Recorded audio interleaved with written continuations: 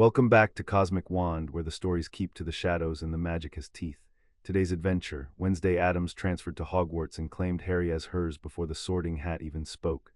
Before we step through the castle gates, do smash that subscribe button and ring the bell so you never miss a tale. Settle in, now let's begin. Chapter 1: The Girl Who Did Not Knock. The morning Wednesday Addams left for Hogwarts, the family gathered on the front steps to watch the storm she had arranged as a farewell. It was a good storm. She had spent a week on it, coaxing the pressure systems the way other children coaxed kittens, and now the clouds hung over the manor like a verdict. Lightning walked the hills on stilts of white fire. Somewhere beyond the iron gate, a tree gave up and fell, and the sound of it rolled across the lawn and into the open door, where it settled among the cobwebs and felt at home. "Magnificent," said Gomez Addams, who wept easily and well. He pressed a black handkerchief to his eyes. "Cara mia, look at it. She made weather, our daughter made weather, and she's only 11. She has always been advanced," said Morticia. She stood very still at the top of the steps, draped in a gown that drank the gray light and gave nothing back, and she did not weep because she was the kind of woman who saved her tears for occasions that deserved them. A daughter leaving home deserved them. She simply had not decided yet whether to give. "Wednesday, come here." Wednesday came. She was a narrow column of black with two braids the color of a closed coffin and a face that had never once in 11 years betrayed her by smiling. Behind her, dragging a trunk that should have required two grown men and a curse, came Lurch, the butler, groaning at a register felt more than heard. Thing rode on top of the trunk, balanced on his fingertips, surveying the weather with the satisfaction of a critic at a good funeral. "You sent for me, mother." "I am sending you away," Morticia corrected gently. "There is a difference. You will note it when you are older and someone you love does it to you." She reached out and laid one long white hand against her daughter's cheek. Her nails were lacquered the deep red of a wound that had not yet decided to clot. "The wizards of Britain have kept their school closed to us for 300 years. They think our blood is a contagion. They think a single Addams in their pretty stone castle would curdle the milk and stop the clocks." "I would," Wednesday said. "Of course you would. That is why we are sending you." Morticia's hand fell away. "The dead is old, and they have finally been made to honor it. You will go where Addamses have not gone since your great-great-grandmother burned their library and was politely asked not to return. You will sit at their tables. You will learn their small magics, which are not so small, and you will be the only thing in that castle that frightens it." Gomez had recovered enough to seize his daughter by both shoulders. "My girl, my little graveyard, promise your father one thing." His mustache trembled with feeling. "Promise me you will not let them civilize you." "Never, father." "And promise me," said Morticia, and here her voice changed, dropped, became the voice she used for spells and for truths, "that you will not waste yourself there. A place full of children is a place full of cruelty wearing a uniform. You will be tempted to despise all of it. Do not." Her dark eyes held her daughter's darker ones. "Somewhere in that castle there is one soul worth the trouble of caring about. There is always one. Find them. Most people go their whole lives and never bother to look." She bent and pressed her cold lips to Wednesday's forehead. "Find someone worth haunting." Wednesday considered this with the seriousness it deserved, which was total. "And if I find them," she said, "and someone has hurt them." Morticia straightened. Lightning chose that moment, and the white light filled the doorway and made of the two of them a single silhouette, mother and daughter, the same line of spine, the same refusal to look away. "Then you will do," said Morticia Addams, "what this family has always done. You will be a great deal more frightening than the thing that hurt them. You are an Addams, my darkling. We do not protect what is ours by asking nicely." Pugsley appeared at the foot of the steps holding a box that ticked. "I made you a going-away present," he said. "It's a bomb." "I'll treasure it," said Wednesday, and took it and meant it. Then the black carriage came up the drive with no horses and no driver, pulled by a darkness that the eye declined to examine too closely, and Wednesday Addams stepped into it without a backward glance, because backward glances were sentimental and she was saving her sentiment, as her mother had taught her, for an occasion that deserved it. She did not yet know his name, but she had every intention of learning it. 400 miles north in the same gray morning, Harry Potter discovered that the wizarding world had decided to be glad he existed, and he did not know what to do with that at all. He had spent 11 years learning the opposite lesson. The Dursleys had built their whole household around the principle that Harry was a stain that could be scrubbed if everyone scrubbed together. He had slept in a cupboard. He had answered to boy and to you, and once, memorably, to a thrown shoe. So when the round-faced witch pushing the sweets trolley took one look at his forehead, went pale, and refused to let him pay for anything, he sat back down in the compartment with his arms full of chocolate and a feeling he had no word for. "You're really him," said the red-haired boy across from him, for what was now the fourth time. Ron Weasley had a smudge of dirt on his nose that no amount of furtive rubbing would dislodge, and an honesty about him that Harry already liked. "Sorry, it's just." "You're really him, Harry Potter." "I'm really me," Harry agreed. "I'm not sure I'm him, though. Everyone keeps describing a different person." Ron didn't get it, but he laughed anyway, which was its own kind of kindness. Outside the window, England unspooled into wilder country, green going to gray going to the bruised purple of distant hills. The train rocked. Somewhere down the corridor, a toad had gone missing, and a bushy-haired girl had appointed herself head of the search. It was when she slid their door open to ask about the toad that the lights went out, not all the lights, just theirs. The lamp in their compartment guttered like a candle in a held breath and died, and through the glass Harry watched a single point of cold travel up the corridor, killing the lamps one by one, a thing pacing the length of the train and switching off the world behind it as it came. "That's not normal," Ron whispered. "That's not, the lights don't do that." The door, which the bushy-haired girl had left half open, opened the rest of the way on its own. A girl stood in the corridor. She was small and very straight and dressed entirely in black, and she did not so much enter the compartment as occur in it, the way cold occurs, the way bad news occurs. Her eyes went past Ron without slowing. They went past Hermione Granger, who had frozen mid-sentence with the toad search forgotten on her lips. They came to rest on Harry, and they did not move again. "There you are," she said. Her voice was low and flat and absolutely certain, the voice of someone reading the last line of a story she had already finished. The lamps came back on behind her, one by one, the train remembering itself in her wake. She paid them no attention. Said Harry. "Hi, have we met?" "No." She studied his forehead, his scar, the whole architecture of his face with the frank attention of a coroner. "I would have remembered. I remember everything that matters and a great deal that doesn't." She tilted her head a precise number of degrees. "You have died once already. It left a mark. Most people who die have the courtesy to stay dead. You didn't." Ron made a sound like a kettle. Hermione had gone the color of the cleared porridge bowl. Harry, who had spent his whole life being looked at as a problem, found that being looked at as a discovery was so strange it came out the other side into something almost comfortable. He met her stare and held it, which no one else on the train had managed. "You're the transfer," he said. "People have been talking about you. Nobody knows your name." "Wednesday Addams." She said it the way other people said amen. "I am told this school has never had one of my family before. I am going to be a great disappointment to the people who arranged that." Her gaze flicked finally to Ron and Hermione, weighed them, found them survivable, and returned to Harry the way a compass needle returns to north. "What is your name?" Harry Potter." Something happened in her face. It was not a smile. Harry would learn over the years that it was never a smile, that Wednesday Addams treated smiling the way other people treated public weeping, as a humiliation best avoided. But something moved behind her eyes, deep down, like a fish turning over in a black lake. "Harry Potter," she repeated, tasting the shape of it. "Yes, you'll do." And then she was gone, the door sliding shut behind her, and the three of them sat in the restored light, not entirely sure that any of it had happened. "What," said Ron with enormous feeling, "was that?" Harry looked at the closed door. He was aware that he ought to feel unsettled. The trouble was that he had spent his whole life being unwanted, and there had been something in the way she'd said "you'll do," flat, final, with the door already closing on any argument, that landed nowhere near unsettled. It landed somewhere he didn't have a room for yet. "I have no idea," he said. "I think I'm going to find out." The boats crossed the black lake under a sky the storm had scrubbed to stars, and the castle rose out of the dark with every window lit, and even Harry, who had braced himself against being impressed, was impressed. Hagrid herded the first years up the bank, and a severe witch in emerald robes met them at the top of the steps, introduced herself as Professor McGonagall, and told them about the 4 houses in a voice that did not invite questions. Wednesday Addams was not among the first years on the bank. She had not come by boat. Harry looked for her and didn't find her, and discovered he had been looking, and set the discovery aside with the rest of the morning's strangeness. They waited in a small antechamber while McGonagall went ahead. Ghosts drifted through, arguing theology. Malfoy, the pale boy from the robe shop, was holding court near the front, and his voice had the particular carrying quality of someone who had never once been told to be quiet. "And they're letting an Addams in," he was saying. "My father nearly choked. They're not even proper wizards, that family. They're something older and they don't follow any of the rules, and the ministry's terrified of them, which is the only reason she's here. Imagine. 300 years they keep that lot out, and the year I arrive they fold." He sniffed. "Probably she'll be sorted into a broom cupboard. There isn't a house dark enough."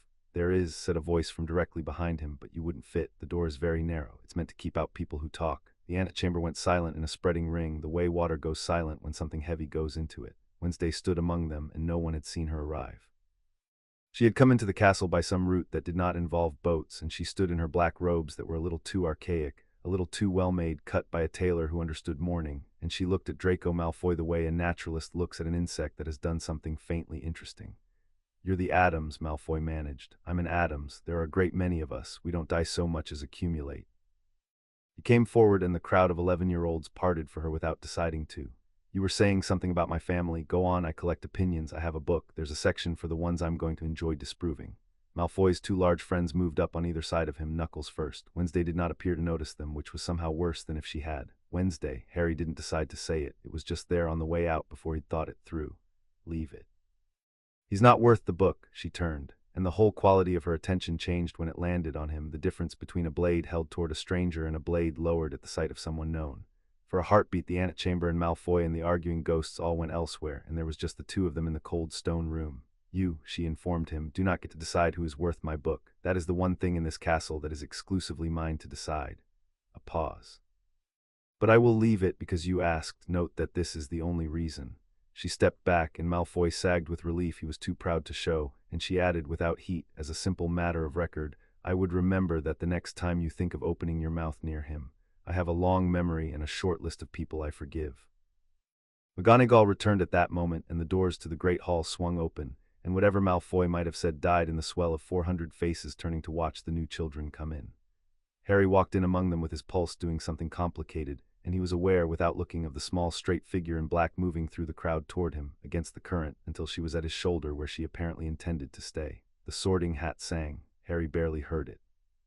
He was watching the staff table, the long row of teachers under the floating candles and the bewitched ceiling that showed the storm-scrubbed stars, and he was watching the man in the center of it, the one who could only be Dumbledore, with his half-moon spectacles and his beard like a waterfall of snow, and his expression of mild, twinkling welcome. Twice the headmaster's gaze drifted down the line of waiting first-years, touched Harry, moved on, and twice it came back, a beat too long, to the place where Wednesday Addams stood at Harry's shoulder, and the twinkle did something Harry couldn't name. Adjusted, recalculated, the way a chess player's face changes when a piece appears on the board that he had not put there. A pale wisp of a man in a purple turban sat near the end of the staff table, and when McGonagall called the first name and the hall's attention swung forward, Harry's scar gave a small hot throb, like a needle drawn once across the skin, gone before he could be sure it had happened. Curious, said Wednesday very quietly beside him. What, your scar? It moved. She had not appeared to be looking at him. She had not, as far as he could tell, looked away from the room since they entered it. She catalogued everything at once, the way a spider knows its whole web. It hurt when you looked at the staff table, not at all of them, one of them. Which one? Harry started to say it was nothing, as he always said it was nothing. He looked at her instead. She was waiting for the truth with the patience of stone, and he understood in a flash that arrived whole that she was the first person who had ever asked the question like someone who meant to act on the answer. The one in the turban, he said, I think. Noted. She did not write it down. With her, Harry would learn noted meant entered into a ledger that did not need paper. We'll come back to him. He turned the word over. It had been a long time since anyone had used it about him, and meant something they intended to do. The sorting marched on. Granger Hermione went to Gryffindor and hurried to the cheering table with her relief written all over her. Malfoy Draco was barely under the brim before the hat shouted Slytherin, and he swaggered off to his own applause and did not look at Wednesday on the way. Weasley Ronald went to Gryffindor and nearly fainted with the rightness of it. Then McGonagall's eyes found her list and stopped, and a particular hush came over the staff table, the hush of people who had been told to expect this and had hoped privately that they would not have to. Potter, Harry. The whisper went through the hall like wind through a wheat field. His name passed from mouth to mouth. That's him. Did you see the scar? Harry took a step toward the stool. He took exactly one step. No, said Wednesday Addams. She did not shout it. That was what made it land. She said it at a conversational volume into the held breath of the entire great hall, and the single flat syllable carried to the rafters because everything else had gone silent to make room for it. She stepped out of the line of first-years into the open space before the Sorting Hat, and she put herself between Harry and the stool, not hurried, not theatrical, simply moving to the place she had decided to occupy. Miss Addams, McGonagall began, you have not yet been, he is mine. The words dropped into the hall, and the hall did not know what to do with them. 400 students. Ghosts hung motionless in the air. The candles guttered all together and steadied. Wednesday Addams stood very small and very straight in the vast stone room, 11 years old, in robes cut for mourning, and she said it again so that no one in the furthest corner could pretend they had misheard. Harry Potter is mine. I claimed him this morning on the train, before any of you had finished deciding whether to be afraid of me. You will not put your hat on him and sort him away to some tower where I have to make an appointment to see him. You will not measure him for one of your 4 little boxes as though he were a thing that came in a size. He died once already and you let it happen, and then you wrote songs about it. Her gaze swept the staff table and came to rest, without hesitation, on Dumbledore. I have read about all of you. I know whose doorstep he was left on. I know which of you arranged it. I am not impressed by a single one of you, and I have only been here for 9 minutes. Nobody breathed. Up at the staff table, Professor Snape had gone very still. McGonagall's hand had risen halfway to her mouth. And Albus Dumbledore was looking down at the small girl in black with an expression that had stopped twinkling and become, instead, attentive, deeply, dangerously attentive. The look of a man who had spent a long lifetime being the most certain person in any room, and had just met someone younger and more certain than himself. Harry stood frozen behind her, and 100 feelings went through him at once, and one of them, against every instinct 11 years of the Dursleys had drilled into him, was something unforgivably close to being chosen. It was the Sorting Hat that broke the silence. It was, after all, the only being in the hall that had been doing this for 1,000 years and had genuinely seen everything. Well, it boomed from the stool, sounding more delighted than anyone present had ever heard it. This is new. What followed was not in any procedure McGonagall had ever been trained to execute, and she was a witch who prided herself on procedure. Dumbledore rose. He did it slowly, hands spread in the gesture of a man offering peace, and his voice when it came was warm and grandfatherly and pitched to soothe a room of frightened children, which it did somewhat. "What an extraordinary entrance," he said, and there was real appreciation in it, the appreciation of a connoisseur. "Miss Addams, your family is famous for many things, and I see that loyalty is to be added to the list. You will forgive an old man his curiosity. You met young Mr. Potter this morning, and in the space of a single train ride you have decided that he belongs to you." "I decided in 11 seconds, Wednesday said. "The train ride was for paperwork." A ripple of nervous laughter went through the students. Dumbledore inclined his head, granting the point. He came around the staff table, descending toward the floor of the hall, and the great hall watched the headmaster and the new girl approach each other across the flagstones, the oldest power in the room and the newest, and some of the older students would say afterward that they had not been able to tell which one was advancing on the other. "People are not possessions, Miss Addams," Dumbledore said gently. "Not even people we love, especially not them. It is one of the first lessons this school tries to teach. Harry in particular has had quite enough of being treated as a thing that belongs to other people, to the newspapers, to the public, to history. I should be very sorry to see one more person decide he is theirs to keep." It was beautifully done. Harry heard the murmur of agreement go round the room, felt the tide of it turn back toward the headmaster, and felt obscurely that something true was being used to do something he didn't trust. Wednesday Addams looked up at Albus Dumbledore. She did not have to look up very far in spirit, whatever the difference in their heights. "You speak about possession," she said, "the way a man speaks who has never owned anything in his life. You speak to make us forget there is a boy in this room you have already spent 11 years arranging." Her voice did not rise. It went, if anything, quieter, and the hall leaned in to catch it.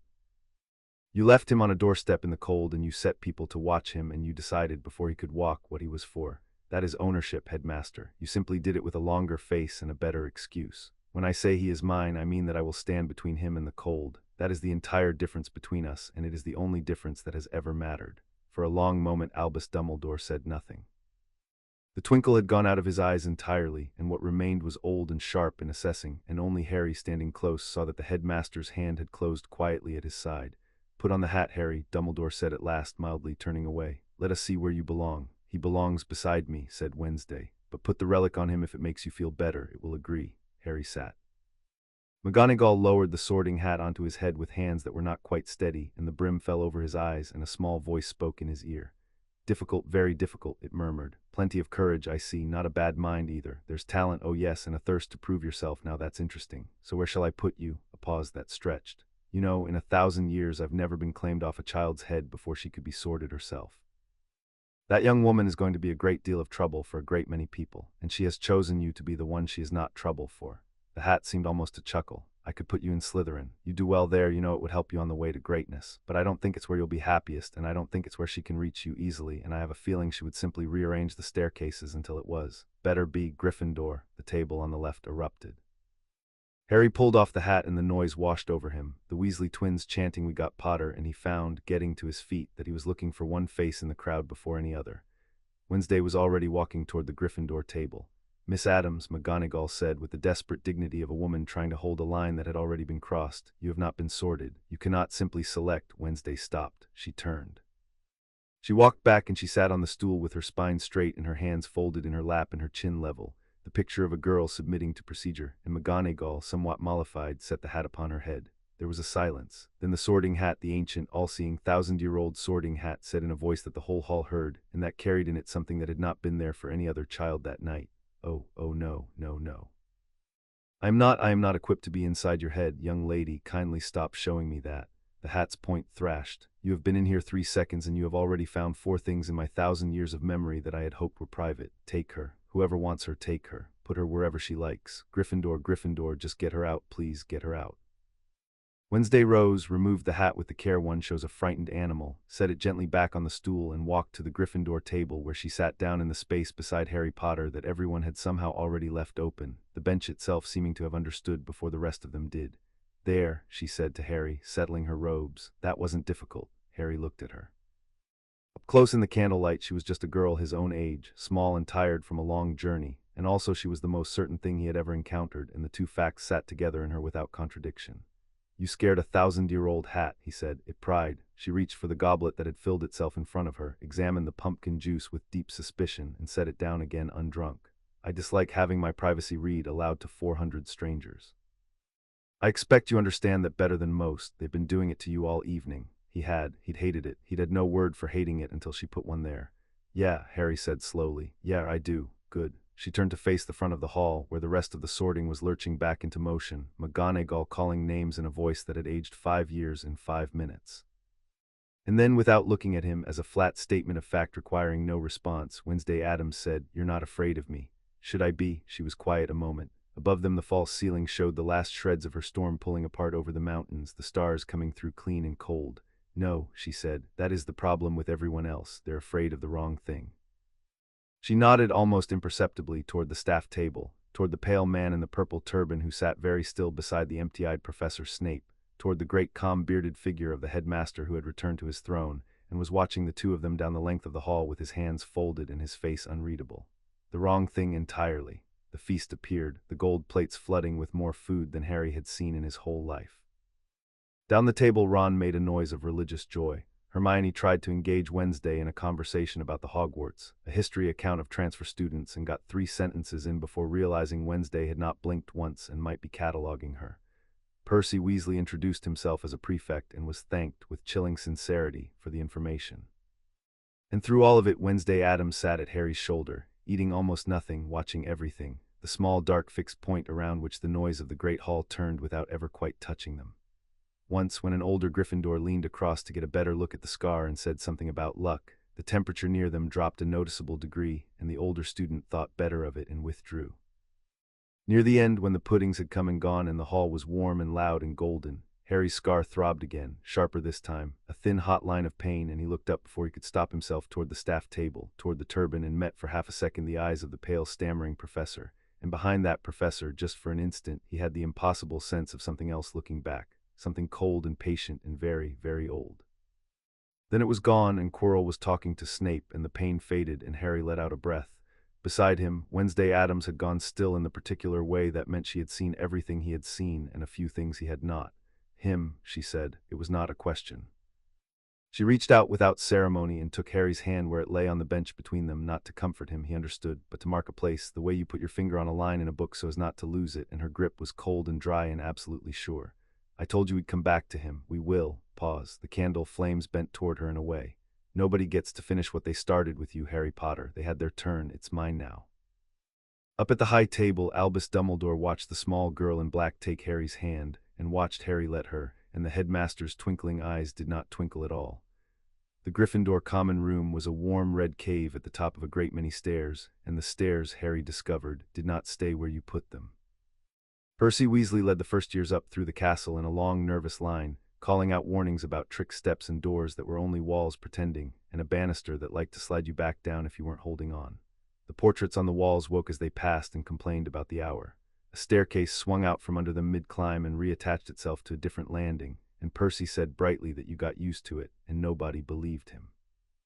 Wednesday walked the whole way at Harry's side, studying the architecture with the appraising eye of someone deciding what she would change.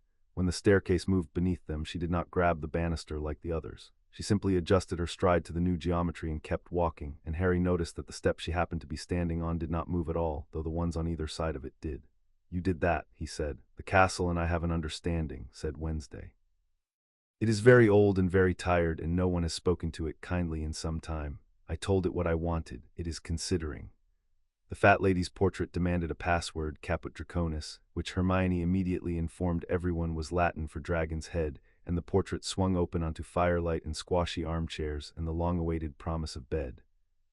The boys' staircase rose on one side, the girls' on the other, and Percy explained, with the satisfaction of a man delivering rules, that the boys could not go up the girls' stair at all, the castle having enchanted it centuries ago to repel them, and that the reverse held just as firmly. Wednesday looked at the boys' staircase. She looked at it the way a general looks at a river that has had the poor judgment to position itself between his army and a town he means to take. That, she said, is going to be a problem. It's tradition, said Percy. So is plague. Things outlive their welcome. She walked to the foot of the boys' stair and set one boot on the bottom step, and the whole staircase shuddered and made a low warning sound, the stone equivalent of a dog showing its teeth. Wednesday stood on the trembling step and regarded it with mild reproof, the way one regards a child throwing a tantrum in a shop. I am not going up. I'm establishing that I could and that we both know it so that we can have a more honest relationship going forward. She stepped down. The staircase settled, sullen. Frightening the rules early saves a great deal of negotiation later. You can't just frighten a 1,000-year-old castle into ignoring its own enchantments, said Hermione, who had come over to watch with the appalled fascination of someone witnessing a rule being broken slowly and on purpose. No, Wednesday agreed. Not in one night. These things take patience. She turned to Harry. Which is the window of your dormitory? I don't know yet. I haven't been up. Find out tomorrow and tell me. I am going to want to know which window to watch. It should have been unsettling. Harry kept waiting for it to be unsettling, and it kept failing to be. There was a difference, he was learning, between being watched and being watched over, and he had spent 11 years on the wrong side of it and had not known until tonight that the other side existed. It was then that something tapped on the dark glass of the common room window.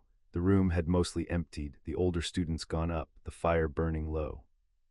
The tapping came again, patient and precise, 3 knocks and a pause, and Harry crossed to the window and looked out into the night and saw, balanced on the stone sill 4 stories above the ground, a hand, not a person at a window. A hand, a pale, elegant, disembodied hand, perched on its fingertips on the ledge, knocking politely with one knuckle, and when it saw it had Harry's attention, waving. Harry made a sound he was not proud of. Let him in, said Wednesday, without turning around. That's thing. He's family. He came ahead with my trunk, and he gets lonely on long roofs. Harry opened the window, and the hand climbed in over the sill with the brisk competence of a mountaineer, dropped to the floor, and scuttled across the rug to Wednesday, where it climbed her robes and settled on her shoulder, fingers folding, palm turned toward Harry in frank evaluation. Thing, this is Harry. He's the one. Yes, the train was correct. The fingers drummed once on her shoulder, a quick rhythm. Wednesday's eyebrow rose a fraction. He says you have honest hands. He doesn't say that about many people. The last person he said it about robbed a bank and was never caught. Thing admires craftsmanship. Tell him thanks, said Harry, and meant it, and the hand gave him a small, dignified salute. Wednesday reached into her robes and drew out a slim black book, the size to fit a pocket, its cover worn soft at the corners by years of handling. She opened it to a page near the front, uncapped a pen that wrote in ink the dark red of her mother's nails, and at the top of a fresh page she wrote in a precise upright hand a single word, Harry. She underlined it once. What's that? Harry asked. A list. She did not elaborate at first. She turned a few pages and Harry caught glimpses, names, dates, neat notations in a private shorthand. The occasional item crossed cleanly through. I keep 2. One is the people who have wronged the people I have decided to keep. That list is long and it grows, and nothing ever leaves it until I am satisfied. She closed the book. The other has only ever had one name on it, and tonight I have written yours under it. It is the list of people I will burn this castle down before I let anything happen to. The page is short. It is meant to be. A short list is the only kind worth keeping. She held the book a moment longer, then put it away and reached again into the lining of her robe, and this time what she brought out was a rose. It was dead. That was the point of it. It had been beautiful once and was beautiful still in the way of things that have stopped pretending, the petals gone the deep brown-black of dried blood, the stem dry and thorned, the whole flower preserved at the exact perfect moment of its dying and kept there. She held it out to Harry across the low firelight. Addamses do not give flowers that are alive, she said. A living flower is a promise you cannot keep. It says I will be lovely for 3 days and then I will rot in your house and you will throw me away and we will both pretend it meant something.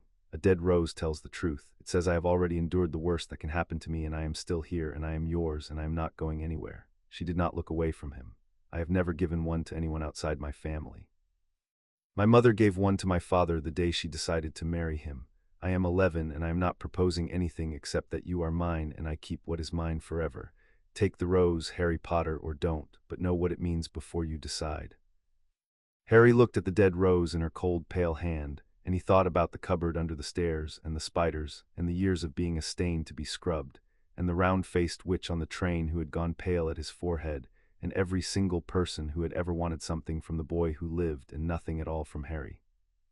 And he thought about a girl who had decided he was hers in 11 seconds, before she knew his name, before she knew he was famous, when he was only a boy in a train compartment with his arms full of chocolate he didn't know what to do with. He took the rose. I'll keep it, he said. Something moved behind her eyes again, deep down, the fish turning in the black lake.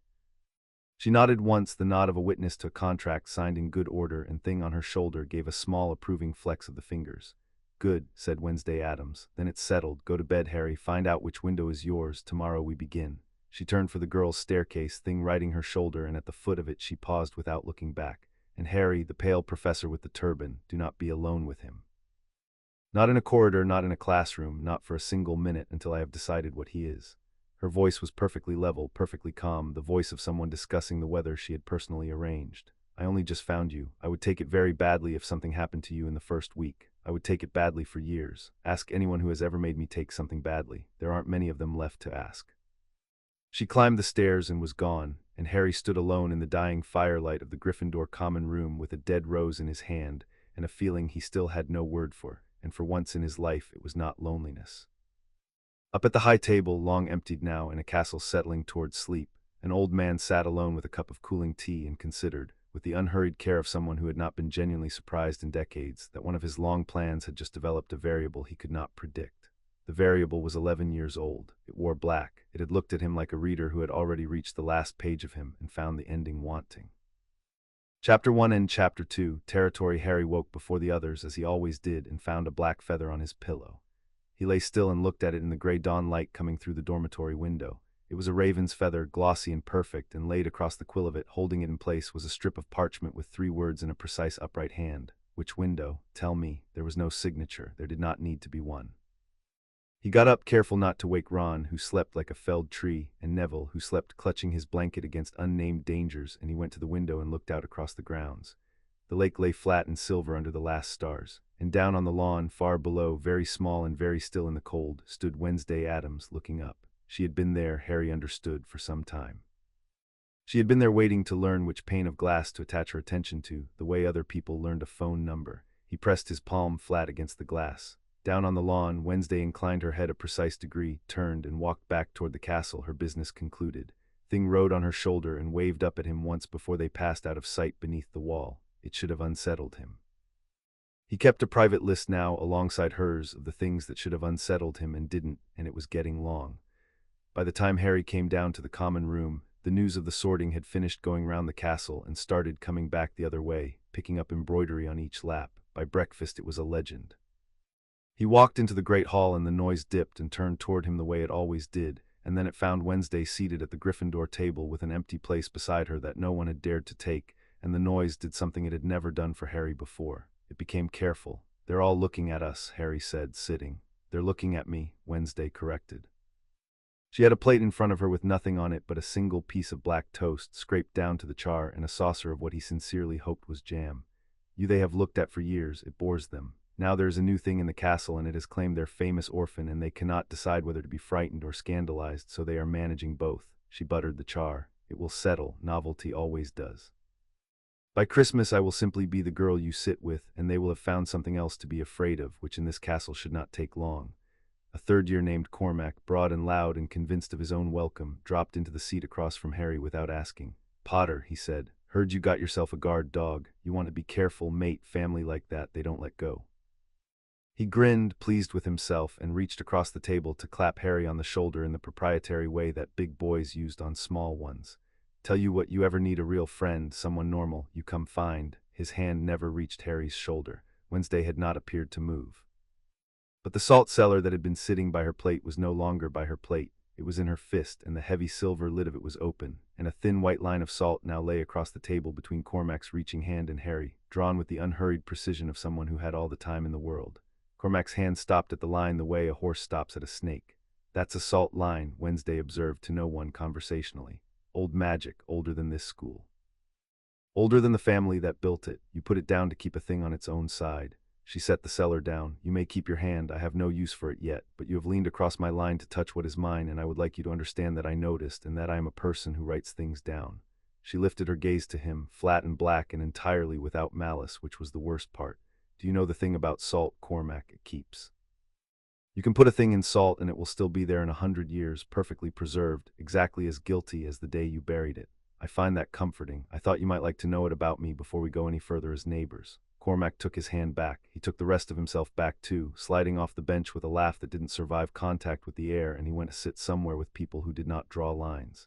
"You didn't have to do that," Harry said. He was aware he ought to mean it as a reproach. It came out closer to wonder.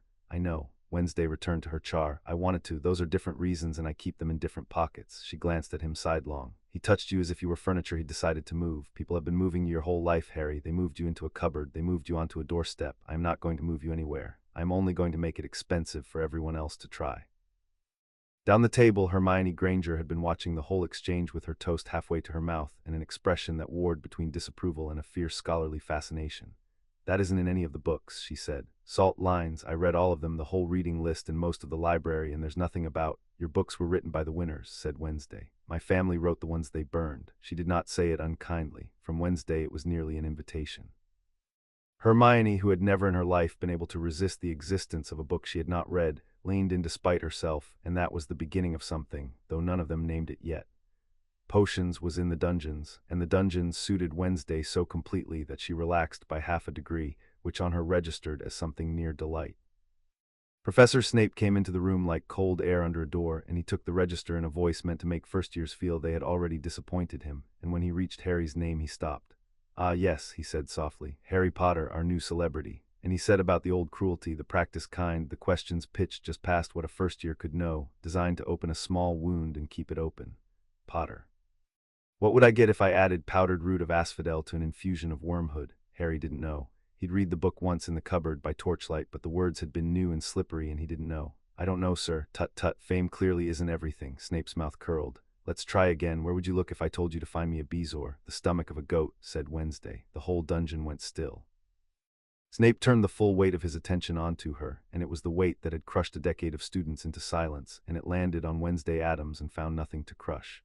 I do not believe, Snape said very quietly, that I asked you, Miss Addams. You asked the room. He happened to be standing in it.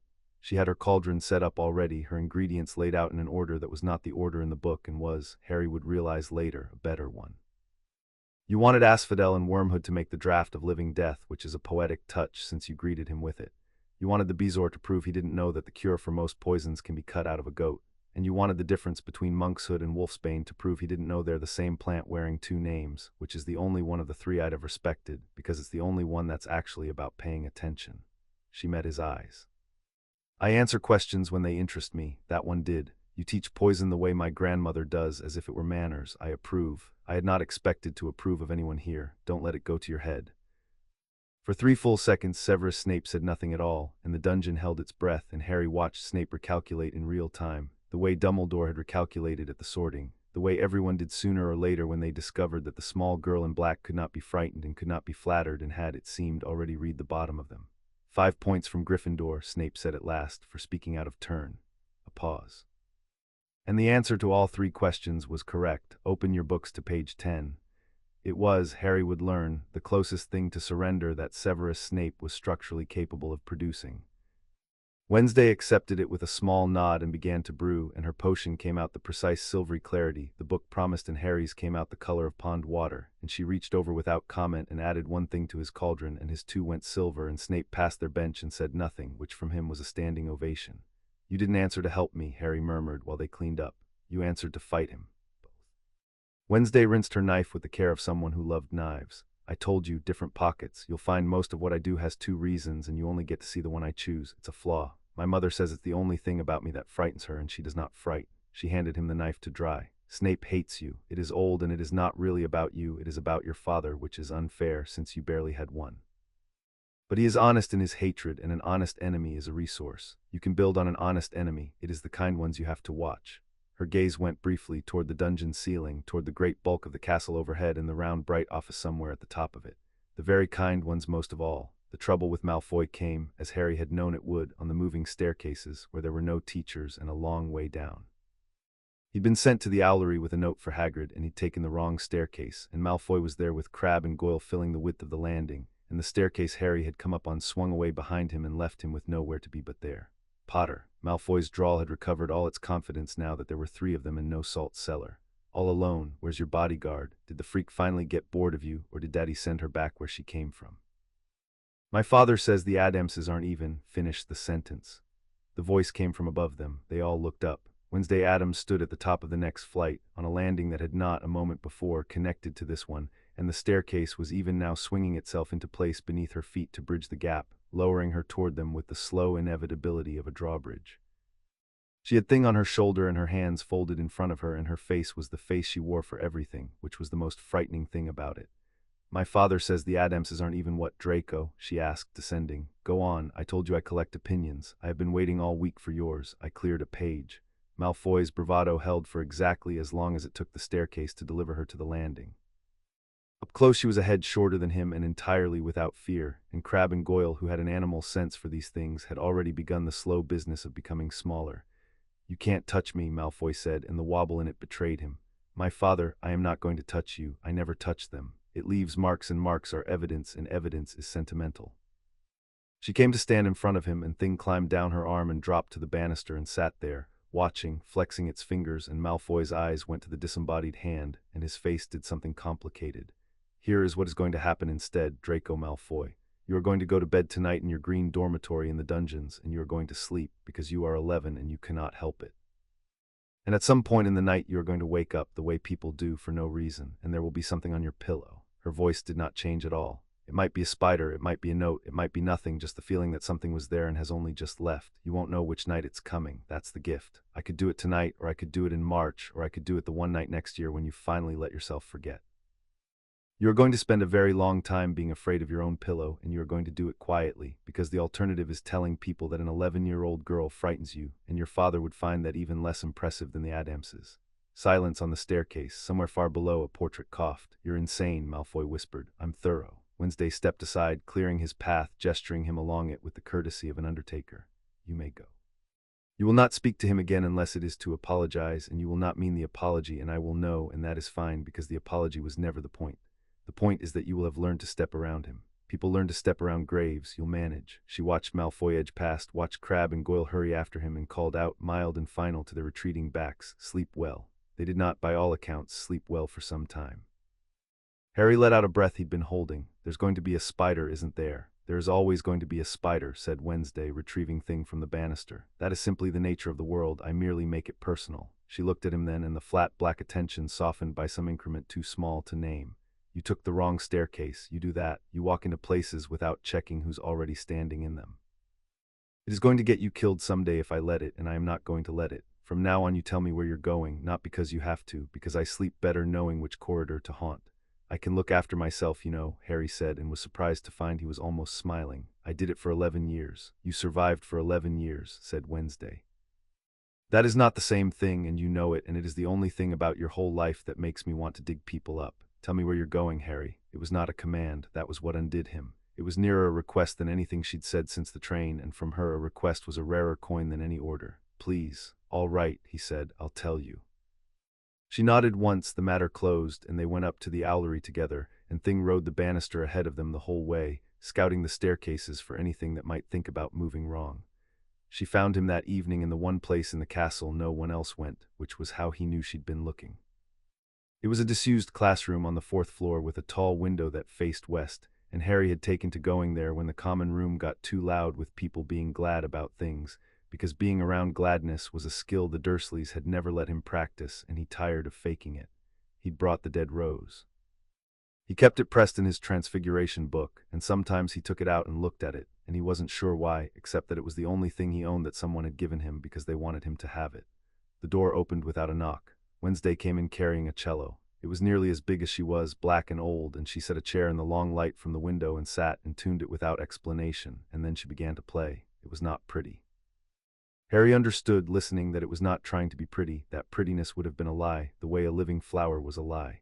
It was low, and it ached, and it climbed, and it did not resolve, and it filled the empty classroom and the dusk outside the window, and when she finally let the last note die, she sat with the bow still on the strings and did not look at him. My family is loud, she said into the quiet after. You should know that since you are going to be in it. We are very loud, and we are always touching each other, and my father weeps at sunsets, and my mother keeps a graveyard the way other mothers keep a garden, and there is always music, and someone is always trying to kill someone else gently with love the way families do. A pause. I am the quiet one. I do not weep. I do not say the things, so I play instead. When I cannot find the words for a thing, I find the string for it. My mother taught me. She said the people worth keeping will learn to read the music, and the rest can keep wondering.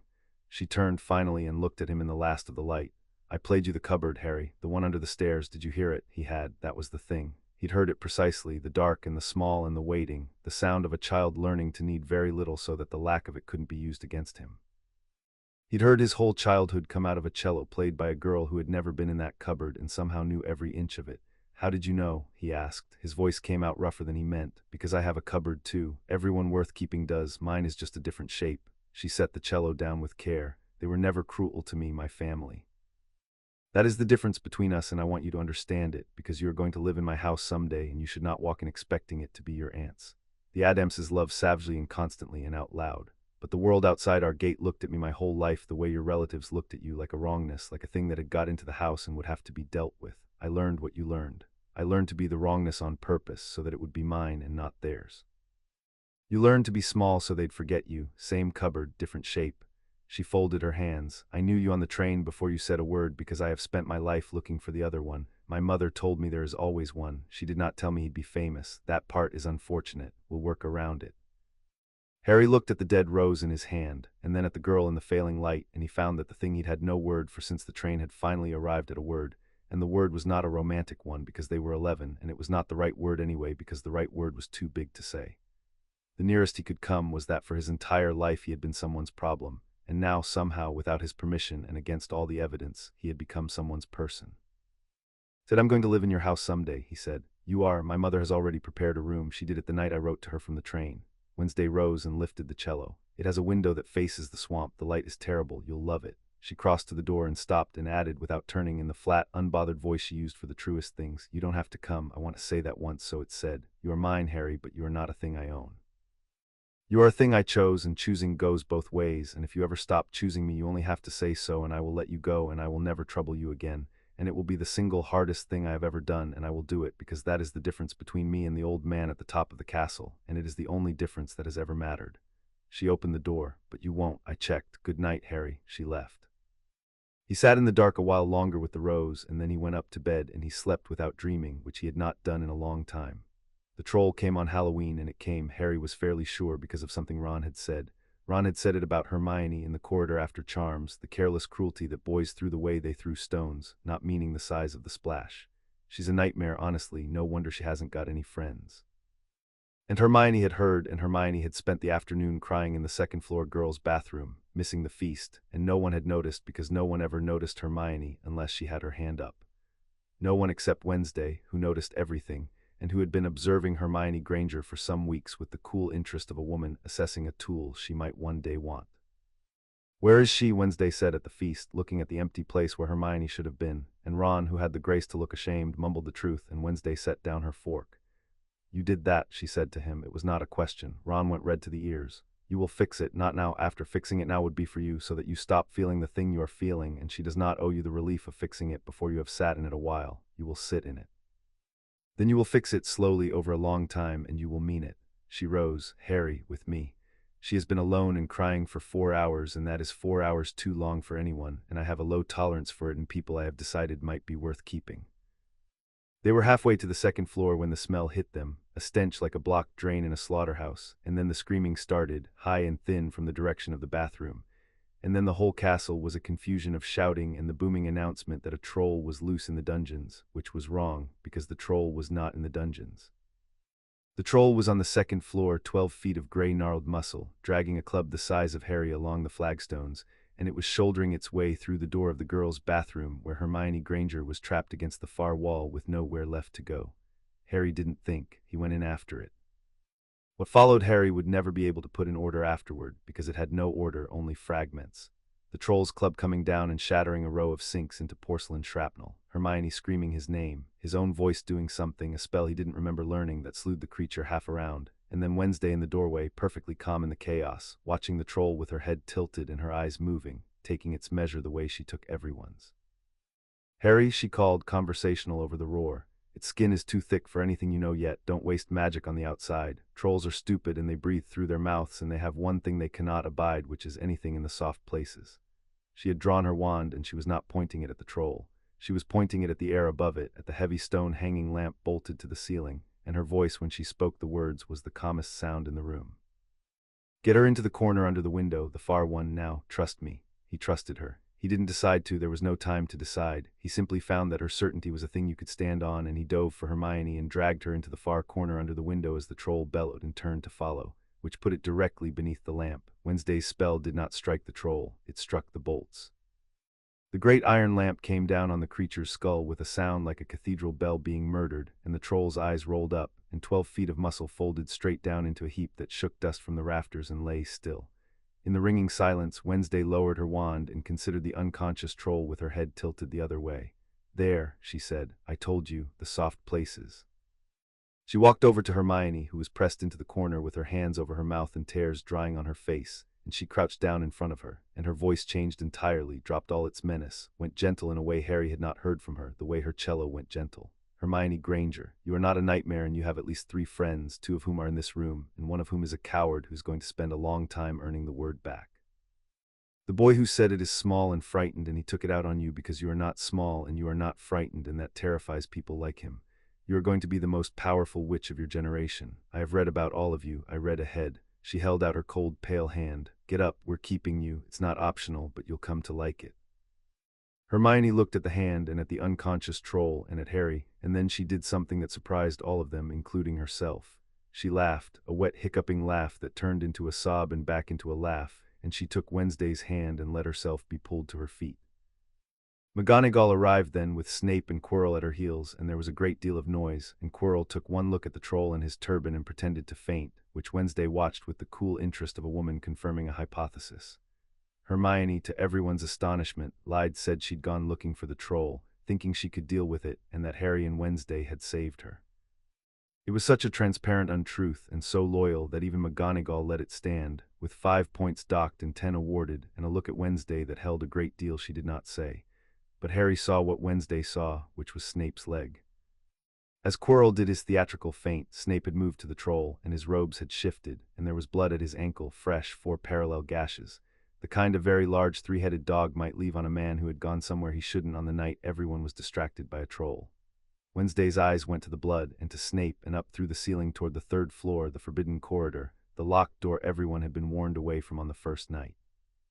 "Interesting," she murmured, only for Harry. The troll was a door someone opened so they could walk through a different one, and it wasn't the figure in the turban who took the dog's teeth tonight, it was the honest enemy.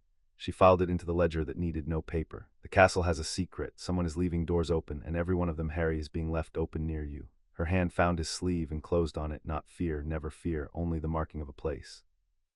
We are going to find out what is at the bottom of this, you and I, not because anyone asked us, because someone is using my favorite thing in this castle as bait, and I am going to make them very sorry they confused him for a worm on a hook." That night the 4 of them sat up long past the hour when the common room had emptied, in the deep red dark by the banked fire, and a thing was decided that none of them said aloud. Ron came last, hovering at the edge of the firelight with his hands shoved in his pockets and the shame still on him, and he stood there a while before he managed it. "Hermione," he said, "what I said, it was rotten. I haven't got an excuse. I was showing off and you were better than me at the spell and I hated it, and that's the whole of it, and I'm sorry." He stared hard at the rug. "I'll be sorry for a while, I expect. Wednesday says I should be." "Wednesday is right," said Hermione, who had her knees drawn up under her chin and her eyes still pink. "But you came and said it, which is more than most people do." She considered him. "You can sit down." He sat. The fire ticked. Wednesday sat in the best chair with Thing curled asleep on the arm of it like a contented cat, and she watched the 3 of them with the patience of someone who had arranged a thing and was now permitting it to grow on its own. "There will be a rule," she announced when the silence had gone on long enough to be comfortable. "I am establishing it now while it is small because rules are easiest to set before anyone has a reason to break them. The rule is this: we tell each other where we are going, all 4 of us, not only Harry, though especially Harry, who walks into rooms the way other people walk off cliffs." Ron snorted. Harry didn't argue because it was true. "And we do not let one of us go into the dark alone. Not the corridors, not the 3rd floor, not whatever is at the bottom of the thing that put a troll in the castle tonight. If one of us goes, all of us go. That is not friendship. Friendship is sentimental, and I am not built for it. It is something better. It is a standing arrangement, and standing arrangements outlast feelings, which is why my family has survived 400 years of people who would prefer we hadn't." "That's friendship," said Hermione. "That's just friendship with the word filed off. Then keep the word," Wednesday allowed. "I'll keep the arrangement. We'll both be describing the same animal." She reached down and ran one finger along Thing's knuckles, and Thing stirred and flexed and settled again. "Get some sleep. Tomorrow there will be a letter, and after the letter there will be work, and I dislike doing work on people who are tired because they make mistakes, and I have a low tolerance for losing people to mistakes." She rose, lifting the sleeping hand into the crook of her arm. Good night, we did well tonight. I do not say that often. Write it down somewhere, it won't happen again soon. She went up the stairs. Ron looked at Harry. Is she always? Yes, said Harry and Hermione together, and the three of them laughed quietly in the red dark, and it was the warmest the castle had felt to Harry yet. The letter came the next morning by a bird that was not an owl. It arrived during breakfast on enormous black wings, a raven the size of a hawk, and it did not circle and drop its post like the school owls. It landed on the table directly in front of Harry, folded its wings, and regarded him with one bright intelligent eye until he took the envelope from its leg, whereupon it stole a sausage with great dignity and departed. The envelope was black.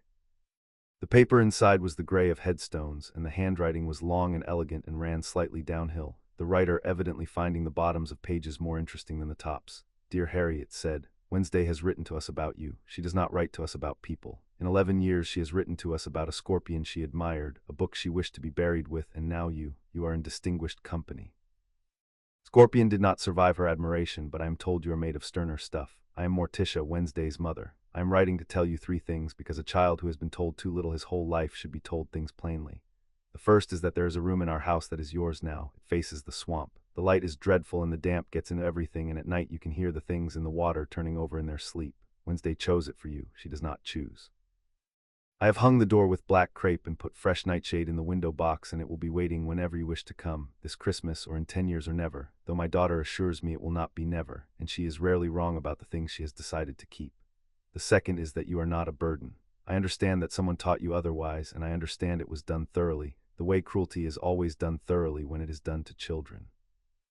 I want you to know that you have come into the orbit of a family that does not believe in burdens. We believe in obligations, which are different and better. We chose to be obliged to you the night our daughter chose you. You owe us nothing. We owe you everything we have. That is how it works in this house. You will get used to it, or you will not, and either way we will love you, which I gather will take some getting used to as well. The third is the most important, so I have saved it for the bottom of the page where the important things live. Someone is using you, Harry. My daughter has seen it, and I trust my daughter's eyes more than my own. There are people who arrange children the way gardeners arrange roses, pruning here, training there, growing them toward a purpose the rose is never told. I was nearly such a rose once. I know the look of the shears. Wednesday is going to stand between you and the shears, because she is an Addams, and that is what we do, and I am writing to tell you that you need not stand alone in front of them and pretend it does not frighten you. Let her stand there. It is the only place she has ever wanted to be. And know that behind her stands a family older and stranger and far less kind than anything in your stone castle, and that we have buried emperors who thought they could prune our roses, and we have kept the shears as souvenirs. You are ours now. Welcome to the family. With great affection and the customary amount of menace, Morticia Addams. P.S. Wednesday says you kept the rose. Of course you did. We knew before she wrote it. The roses tell us things. Yours is very pleased. Harry read it twice.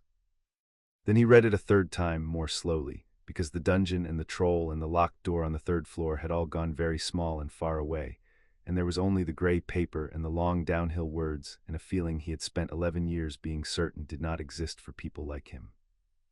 Beside him, Wednesday ate her char and did not look at the letter, because she did not need to, because she had known what would be in it, because her mother and her grandmother and the whole Gothic weight of her family had simply reached across 400 miles and folded a thin, unwanted boy into themselves the way the salt line had folded him onto the safe side of the table. She likes you, Wednesday said when he finally set the letter down. She put in the part about the emperors. She only does that for family. She reached over without ceremony and pressed one cold finger to the corner of the envelope, sealing some small promise Harry couldn't see. Eat your breakfast, Harry. We have a locked door to investigate and a man in a turban to take apart, and I find these things go better on a full stomach. Also, you're far too thin. My grandmother is going to be appalled. She will try to fix it with soup. Do not ask what is in the soup. Harry ate his breakfast. The hall murmured and stared and embroidered its legends, and the staff table watched, and high at the center of it, an old man with half-moon spectacles followed the black raven out of the window with his eyes and did not touch his food. And the thin boy with the famous scar sat in the middle of all of it, between a girl who had claimed him and a letter that had kept him, and he began, against every odd his life had ever offered, to suspect that he had somewhere to belong. Chapter 2 and Chapter 3. The old man's game. Wednesday solved the 3rd floor as she solved everything, which was by refusing to be impressed by it.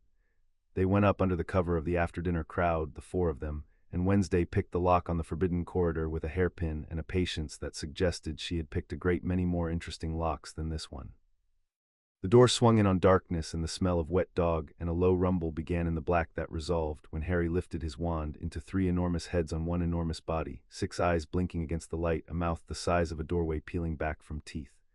Ron made a small sound and started to back away. Hermione had gone rigid. Harry's wand hand was not entirely steady. Wednesday stepped forward. "Sit," she said. The dog considered her. All 3 heads tilted at once, an avalanche of confusion, and the growl faltered, because in the long catalogue of things that had come through that door, none had ever told the dog to sit, and certainly none had said it in the flat, unbothered voice of a girl who had grown up in a house where the family pets were considerably worse than this. "You are bored," Wednesday informed it, walking closer, and Harry's pulse climbed watching her close the distance to all those teeth. "You have been left in a cold room to guard a trapdoor, and no one has scratched you behind any of your ears, and you have 3 of them, so you are 3 times as unscratched as an ordinary dog. That is a cruelty, I notice cruelty." She reached up, Harry could not breathe, and scratched the nearest head behind one ear, and the great leg on that side began helplessly to thump. "There, that is the trouble with guard dogs. Everyone is so busy being frightened of you that no one finds out you are lonely. People are like that too. I find them easier to manage once I work out which one they are." The dog rolled over. It took up most of the room when it did it. Beneath where its bulk had been lay a wooden trapdoor with an iron ring, and the 4 of them stood and looked at it, and Hermione found her voice first. "It's guarding something," she breathed. "All this, the dog, the corridor, the warning on the first night, they're guarding something under the school." "They are guarding something Nicholas Flamel made," said Wednesday, "which Hagrid was kind enough to tell us about while telling us very firmly not to ask, because Hagrid is a good man and good men cannot keep a secret to save their lives, which is one of the reasons they need people like me." She crouched by the trapdoor and laid her palm flat on the wood, listening to it as she listened to the castle. "A stone, a red stone that makes gold and keeps a man from dying. Flameless 600 years old, the library is very clear about it, once you know which shelf the librarians pretend isn't there. Someone tried to steal it from a vault in London this summer, the day Harry happened to be in that same bank, and failed, and so it was moved here to the one place in Britain stubborn enough to keep it." She stood and brushed the dog hair from her knees. "And that is where the story stops making sense and where it gets interesting." "Why doesn't it make sense?" Harry asked. Wednesday turned to him, and the firelight from his wand made her face stark and certain in the dark. "Because this is a castle full of grown wizards," she said. "It has a headmaster who is, by all accounts including his enemies, the most powerful sorcerer alive. If he wished to keep a stone safe, he could put it somewhere no one would ever find it, somewhere with no door at all, somewhere folded into a place outside the world. Instead, he has put it at the bottom of a series of obstacles. A dog. A trapdoor, and below it, I would wager a great deal, more puzzles, each one solvable, each one designed not to stop a thief, but to be passed by a clever child who is brave and determined and has just enough help." She let that settle.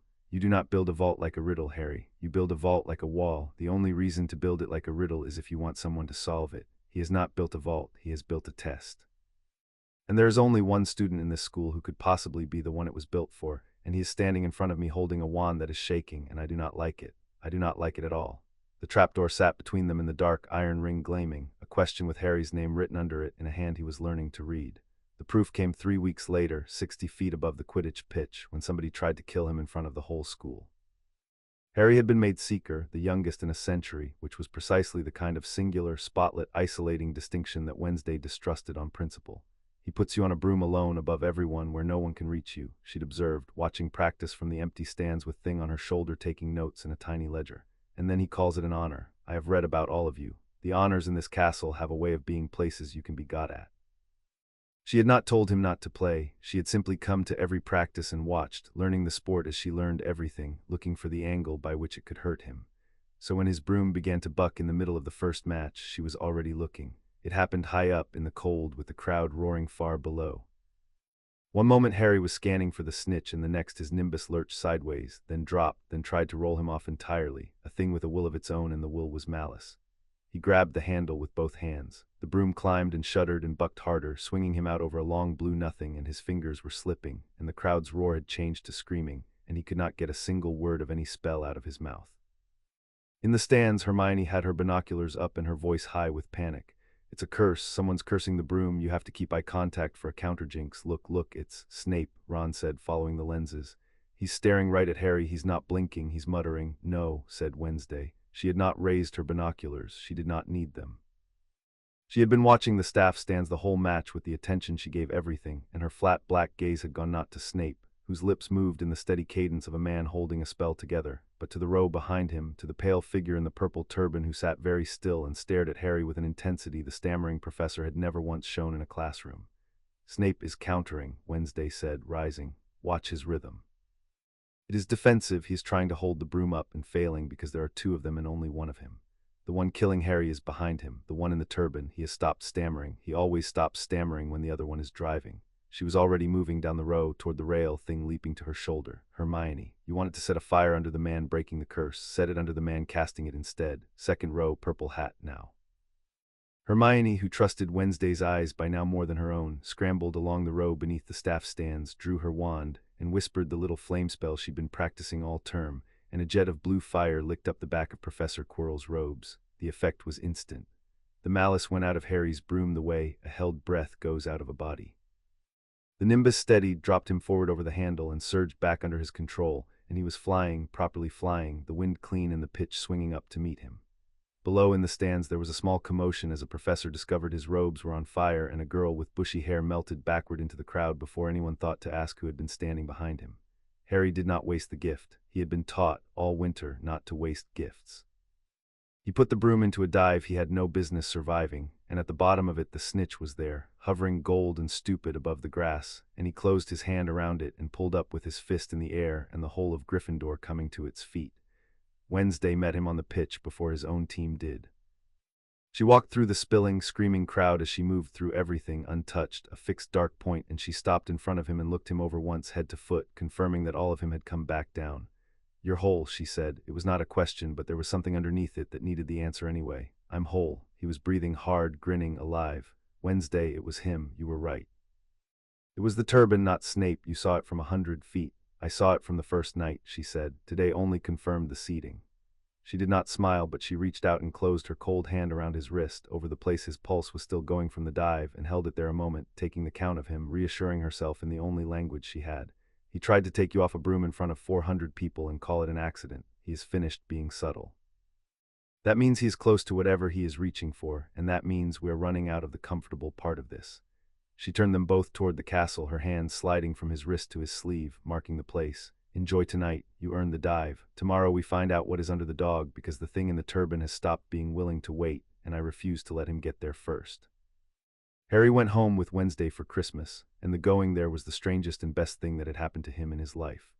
The black carriage came for them at the gates, and it crossed England through a snow that turned to sleet and then to a fog that did not lift, and at last it passed through an iron arch and up a long drive to a house that leaned against the sky like a held breath, all turrets and lightning rods and one window lit high under the eaves where the light was, indeed, terrible. The door opened before they reached it. It was opened by Lurch, who looked at Harry for a long moment and then groaned, low and resonant, a sound that Wednesday translated without being asked.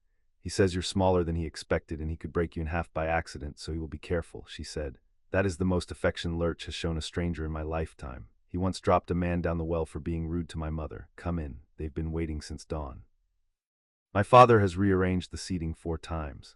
The hall swallowed them in candlelight and the smell of wood smoke and something cooking that Harry decided not to investigate. And then the family came all at once, the way Wednesday had warned him they would, loud and many-handed and absolutely without hesitation. Gomez seized Harry by both shoulders and looked into his face with brimming eyes. "So," he said, his voice cracking with feeling, "you are the one our Wednesday wrote about, the one she chose." He pulled Harry into an embrace that smelled of cigar smoke and rosewater and held on a beat too long, the way a man holds on who means it.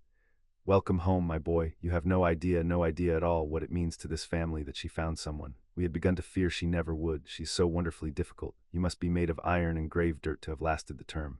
Gomez, you are crushing him." Morticia came down the great staircase like dusk arriving, and she took Harry's face in both her cold, pale hands and studied him with eyes that missed nothing, the same eyes her daughter had.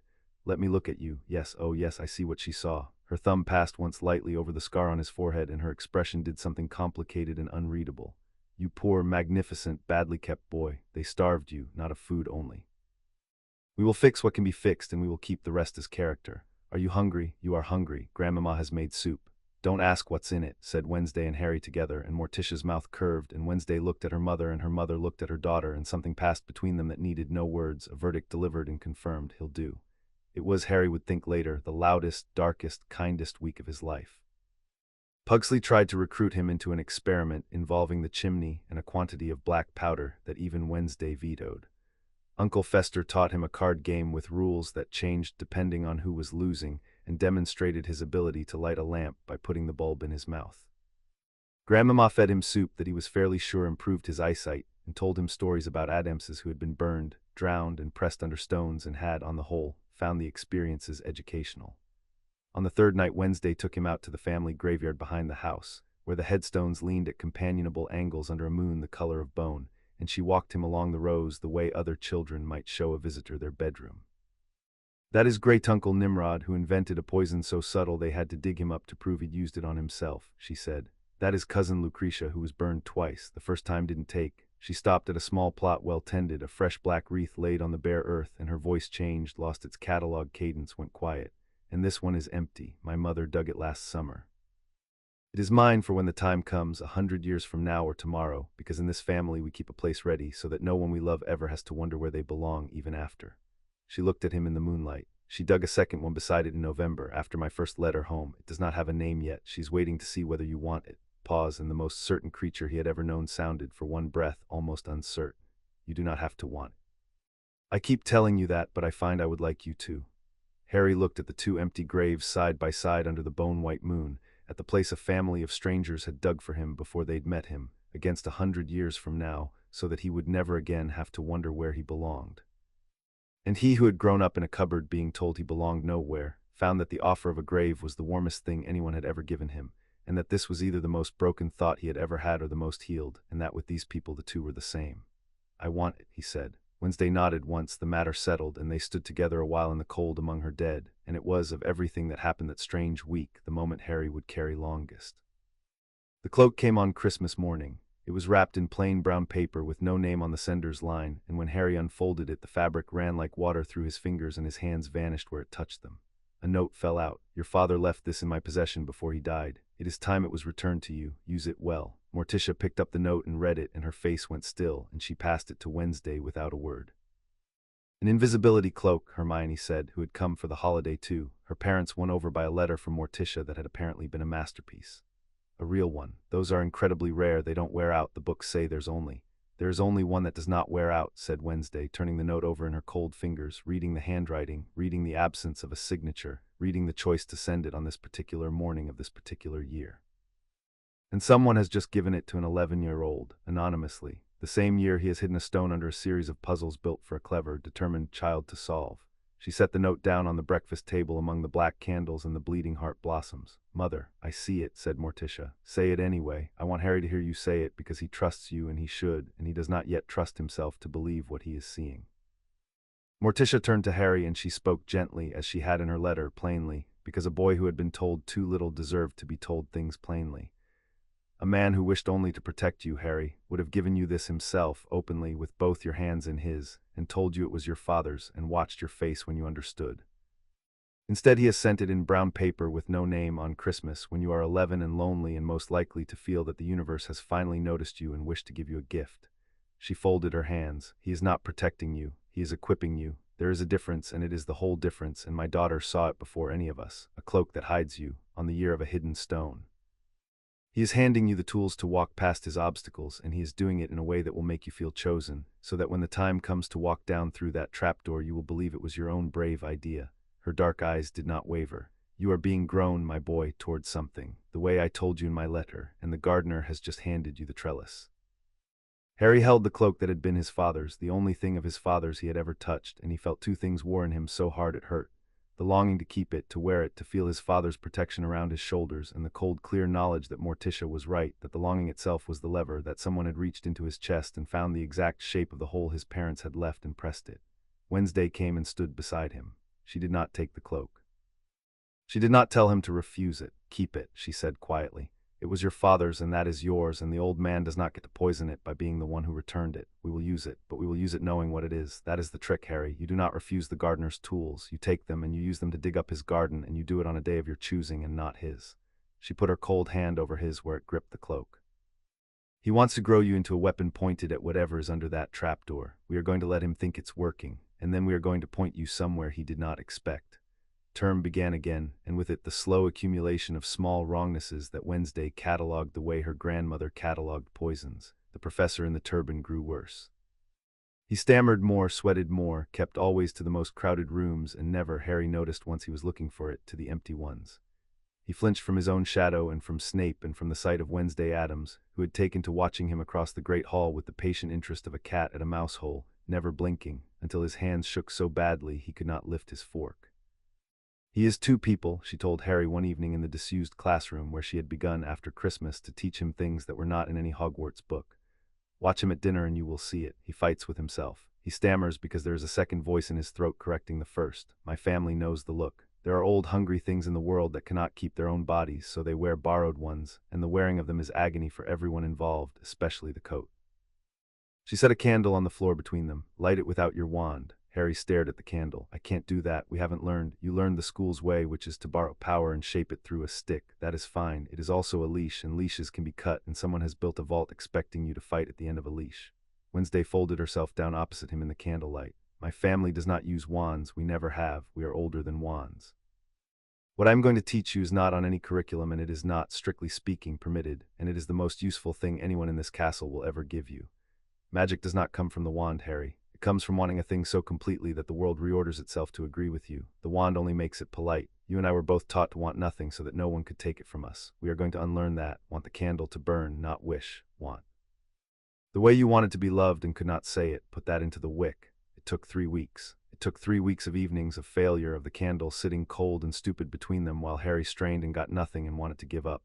And Wednesday never once told him he could do it because she did not deal in lies, and never once let him stop because she did not deal in surrender either. She simply sat across from him in the dark, evening after evening, the most patient creature he had ever known. And when he failed, she said, "Try again," and when he raged, she said, "The rage is useful, put it in the wick." And when he wept once, humiliated, exhausted, she did not look away and did not comfort him and did not pretend it wasn't happening, but reached out and put her cold hand flat against his chest, over the hole his parents had left, and said, "There, that is where it lives. Now burn the candle." The candle burned. It was the smallest flame he had ever seen, and it was entirely his, drawn up out of the exact place that had been empty his whole life, and Wednesday looked at it and then at him, and her face did the thing it never did, the thing that was not a smile and was warmer than one.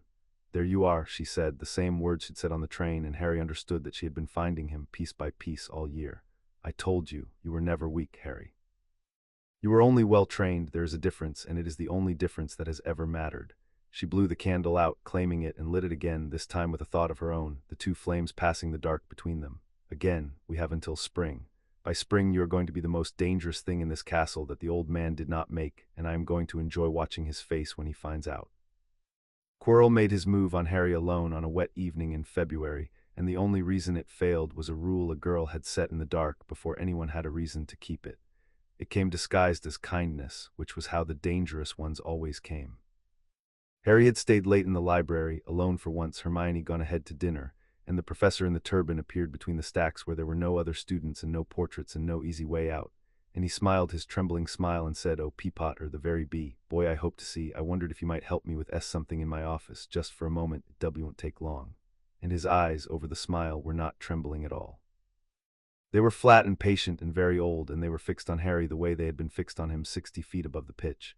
And Harry's scar woke up and drew its thin hot line across his forehead, and every instinct he'd been born with said, "Go, be polite, don't make trouble," the instincts of a boy raised to make himself small and agreeable so that no one would have a reason to hurt him. He did not go. He had spent a winter unlearning exactly that. "I told someone where I'd be," Harry said. It came out steadier than he felt. "That's the rule. I tell them where I'm going, and they know I'm here, and if I went to your office with you, I'd be breaking it, and the person who set the rule takes it very seriously. You've met her. You stopped stammering, by the way, just now, when you stopped pretending." Something moved in Quirrell's face, the second thing surfacing through the first, and the corridor went cold, and Quirrell took one step closer with his hand rising. "He's in the library." Hermione's voice clear and carrying from the end of the stacks. She came around the shelf with Ron at her shoulder and Wednesday a pace ahead of both, and the temperature of the whole aisle changed with their arrival, the way a tide turns. "We came back for him. We always come back for him. Didn't anyone tell you, Professor?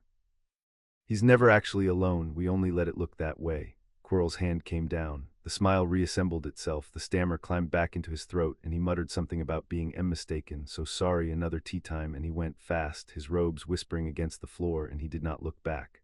Wednesday watched him all the way out. Then she crossed to Harry and took his wrist and counted his pulse and looked at the scar, which was already fading, and her face did not change, but thing on her shoulder had gone rigid with a fury its small body could barely hold. "You didn't go with him," she said. "I didn't go with him. Say it again. I want to hear the whole of it." He told me to come to his office alone, and every part of me that the Dursleys built said, yes, sir, of course, sir, don't be any trouble. Harry let out a breath, and I said no, because of the rule, because you know where I was, and because going would mean lying to you about where I'd gone, and I'd rather face him in a library full of people who'll come back for me than be the boy who walks off quietly to be useful to someone. He looked at her. You built that in November, before any of us had a reason to keep it. You knew this exact night was coming. I knew a night like it was coming. They always come. Wednesday's hand tightened on his wrist, the nearest she came to letting anything show. Hermione found Flamel this afternoon, in a book the library would have preferred she didn't. The stone is real and it is downstairs, and the thing in the turban is days from reaching it, not weeks. The comfortable part of this is over. She released him and turned for the corridor, gathering the four of them with a glance. Eat, sleep. Tomorrow I am going to go and tell the old man exactly how his garden is going to be dug up, and I want all of you fed and rested when I do it, because after that there will be no more comfortable parts at all. She confronted Dumbledore that spring on her own terms in his own office, which she entered without being summoned, by walking past the stone gargoyle while it was busy refusing entry to someone else. Harry was with her. She had insisted. We tell each other where we are going, she'd said, and we do not go into the dark alone, and there is no darker room in this castle than that one, however bright they keep the candles. Dumbledore was waiting for them. Of course he was waiting, he was always waiting. It was, Harry was beginning to understand, the entire substance of him. A patience so vast it had stopped looking like patience and started looking like fate. He sat behind his desk among his whirring silver instruments, with a bowl of sweets at his elbow and a phoenix dozing on a perch, and he smiled at them over his half-moon spectacles, warm and grandfatherly, the most dangerous expression in the building. Miss Addams, Harry, what a pleasure, sherbet lemon. Returned his father's cloak at Christmas, said Wednesday, who did not sit, who did not take a sweet, who walked to the center of the room and turned to face him with her hands folded in her chin level. Anonymously, I would like to discuss why. Something flickered behind the spectacles, there and gone. An old man's sentiment, Dumbledore said. James Potter was a great favorite of mine. It seemed only right that his son should have his cloak. Was that wrong of me? It was a move, said Wednesday. Do not insult me by calling it sentiment. I have been raised by people who can weaponize sentiment in their sleep, and yours is clumsy by their standards, which is the only reason I caught it. She tilted her head. You have hidden a philosopher's stone beneath this school, behind a series of obstacles that a determined first year could pass. You have ensured that determined first year is the most famous orphan in Britain, a boy you yourself placed in a cruel house and watched grow lonely and brave and hungry for a purpose. And then you handed that boy an invisibility cloak. You are not protecting a stone, headmaster. You are baiting a trap, and the cheese is a child, and the child is mine. The office was very quiet. The silver instruments whirred. Fawkes the Phoenix opened one eye. Dumbledore set down his sweet. When he spoke, the grandfather had thinned out of his voice, and what was left was old and tired and made of iron.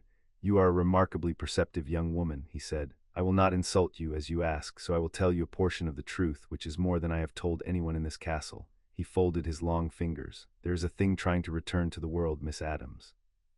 A thing that tried to kill Harry as an infant and failed, and did not die in the failing, and has been waiting, patient as I am patient, for a way back. It is here in this castle this year, reaching for the stone, because the stone would give it a body and an immortality, and there would be no stopping it after that. I did not bring the danger to Harry. The danger has always been coming for Harry. I have merely chosen to meet it here where I can see it on ground of my choosing, rather than wait for it to find him in the dark somewhere I cannot follow.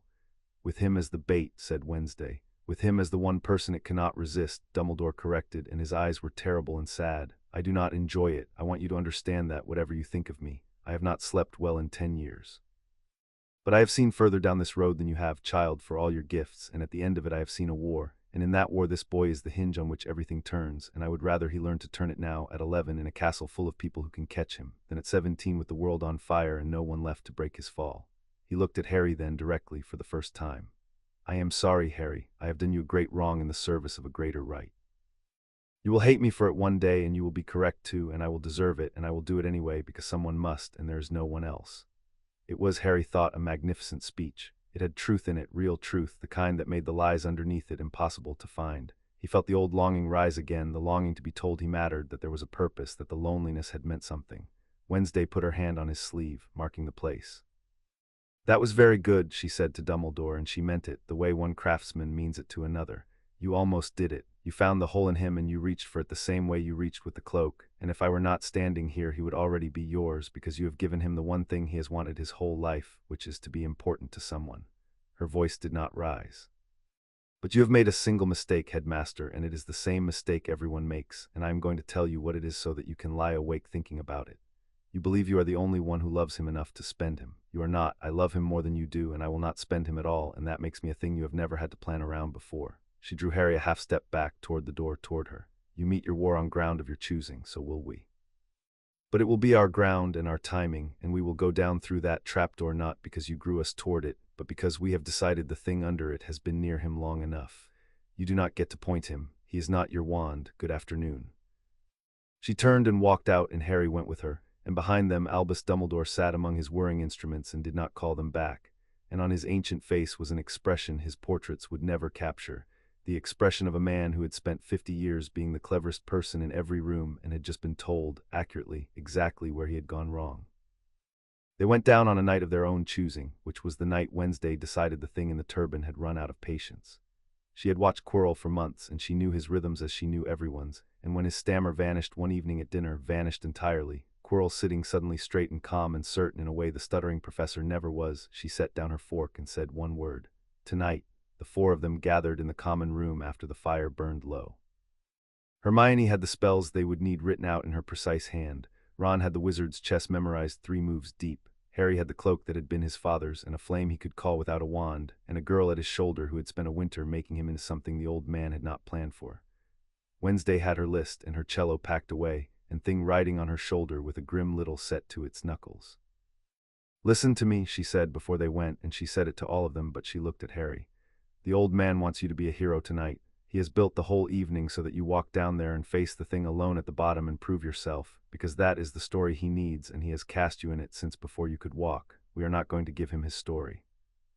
We are going down there together, the 4 of us, and we are going to take whatever is at the bottom apart as a group, the way you take anything dangerous apart methodically without drama, with someone always watching your back.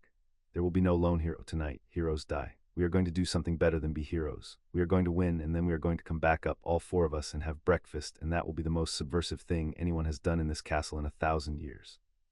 She looked at each of them in turn. We tell each other where we are going. We do not go into the dark alone. Tonight we honor the rule all the way to the bottom. Agreed, agreed, said Hermione. Agreed, said Ron, pale but steady. Harry looked at the trapdoor in his memory, the iron ring, the question with his name under it, and then at the girl who had refused all year to let him be the answer anyone else had written. He took her cold hand. He did not need to mark a place, she was the place. Agreed, he said, let's go and ruin his story. Wednesday almost smiled. She didn't because she never did, but it was close enough that Thing noticed and gave an approving little flex of the fingers, and the 4 of them went out through the portrait hole into the sleeping castle, down toward the 3rd floor and the dog in the dark beneath it on a night of their own choosing, to meet a war on their own ground at last. Chapter 3 and Chapter 4. What waits beneath. They crossed the sleeping castle under one cloak meant for one, and it was a tight, breathing, 4-bodied thing that moved through the dark like a single nervous animal. The cloak had been James Potter's, and it was large, but it was not large enough for 4 first-years and a disembodied hand, and they went hunched and shuffling and far too slow. Harry at the front because the cloak knew him, Wednesday at his shoulder because she would be nowhere else, Ron and Hermione pressed close behind with the hem dragging at their heels and their breath loud in the shared dark. Thing rode point on Harry's shoulder, fingers splayed, feeling the air ahead for trouble the way a cat's whiskers read a doorway.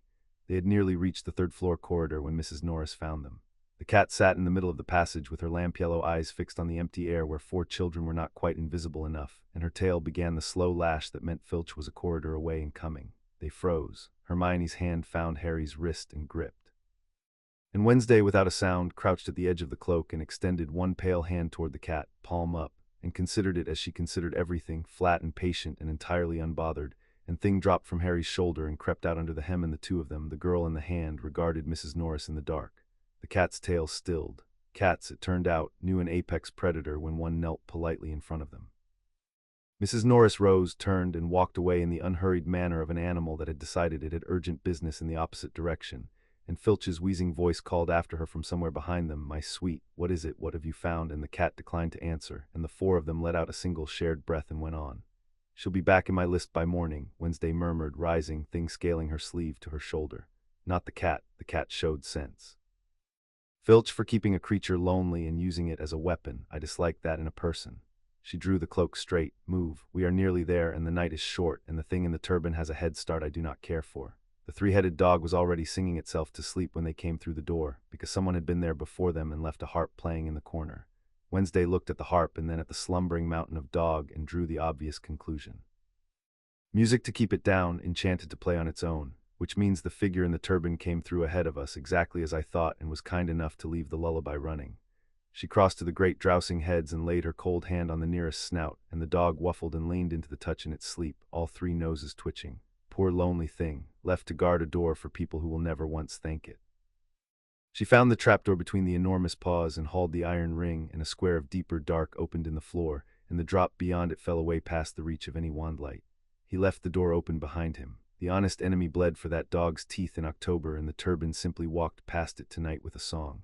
There is a lesson in that about who actually guards this castle, and I will let you work it out on the way down. She looked into the drop with the fond expression other people save for old friends. You first or me? Harry asked. Me, always me, into the unknown ones.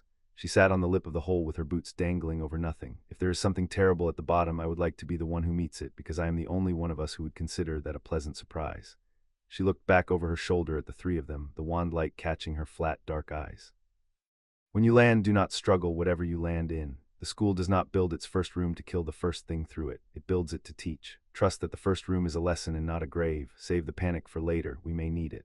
And she pushed off into the dark. They followed her down one after another into a soft, enormous mass that broke the fall, and then, the instant it had them, began to move. Tendrils, thick and green and rapid, wound up around Harry's ankles, his wrists, his throat, tightening with the patient strength of something that had eaten before and intended to again. Ron thrashed and the plant loved it, drawing tighter. Hermione had gone white and rigid. Devil's snare, Hermione gasped. It's devil's snare, it hates light. It hates light and warmth and being relaxed about it, which is convenient because I am very relaxed. Wednesday lay back into the strangling green and let it coil around her throat with an expression of mild contentment, the look of a woman settling into a warm bath. Stop fighting it, Ron. It tightens on struggle. It is the only honest plant in this castle. It wants exactly what it appears to want and does not pretend otherwise. I find it restful. She drew a slow breath against the vine at her neck. Harry, the flame, not the wand. Show me the winter wasn't wasted. Harry stopped fighting.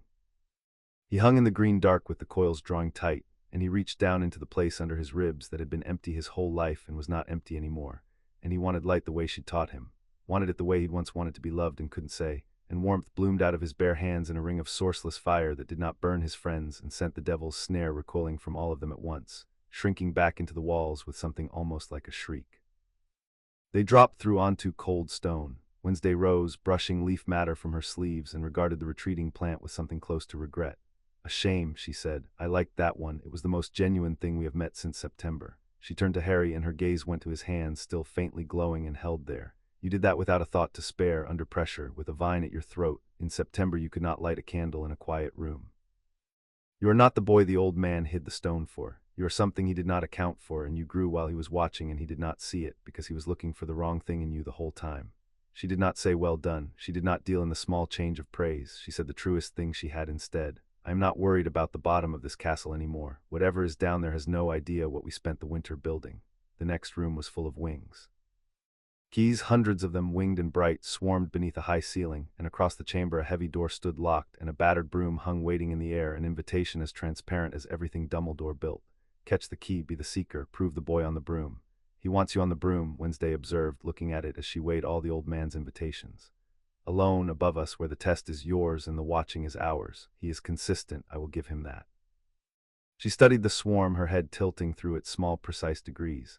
But he has made the swarm too dense for one flyer to read. You would chase the wrong key for an hour. The puzzle is built for a seeker and a spotter, which means it is built for the boy and the people who refuse to let him do it alone, which means he has accidentally built a puzzle that proves my point instead of his.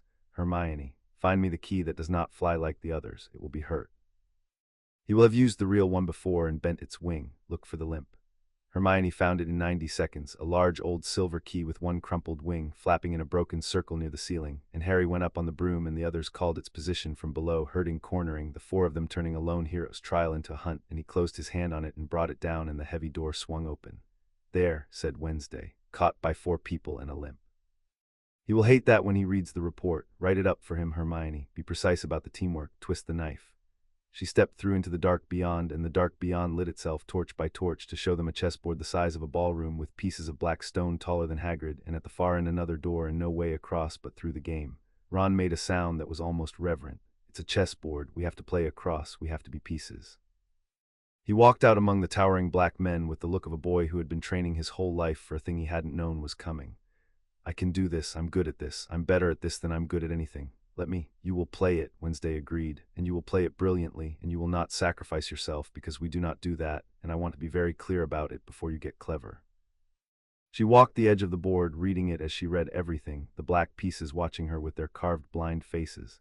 This puzzle is built like all the others, it expects a sacrifice. The school thinks a child proving himself means a child willing to be taken, willing to put himself on a square and let the White Queen shatter him so the others can pass. It is the same lie as the broom and the bait and the boy on the doorstep. Take the square, be spent. Prove your worth by how much of yourself you will give away. Her flat black eyes came up to Ron's. We are not going to win that way. We are going to win the other way, which is harder and slower, in which the people who built this place have never once considered, because it has never occurred to them that you could refuse to be a sacrifice and still pass the test. You can't win wizard's chess against an enchanted set without sacrifices, Ron said. That's not how the game works. The board's too strong. The only way through is to give pieces up. The only way through to a win is to give pieces up, Wednesday said. But we do not need to win. Read the door. It does not open for checkmate. It opens for a clear path, one square wide all the way across. We do not have to defeat the White King. We have to walk past him. There is a difference, and the difference is the entire winter I have been teaching Harry, and the entire reason this family has outlived its enemies. She came to stand beside Ron at the board's edge. You are going to play not to win but to open a corridor. You are going to trade space for safety, give ground everywhere it does not matter, and bend the whole game toward one thing, a single unbroken file from this side to that we can cross alive. It will take longer, it is less glorious. No statue will be built, and all 5 of us will walk off this board on our own feet. Can you do that, Ron Weasley? Can you play to keep us instead of playing to win? Ron looked at the board for a long moment. Then he straightened and something settled in him, a boy finding out he was braver in a quieter way than he'd thought. Yeah, he said. Yeah, I can do that. Get on your squares. Do exactly what I say. Nobody volunteers for anything. What followed was the strangest game of wizard's chess ever played beneath that castle, and the slowest, and the only one in its history that ended with every living piece still standing. Ron played like a boy possessed, but possessed by patience instead of glory, conceding his own captures, refusing every trade that cost a friend, building square by square a single safe diagonal across the field, while the white pieces smashed empty stone around them.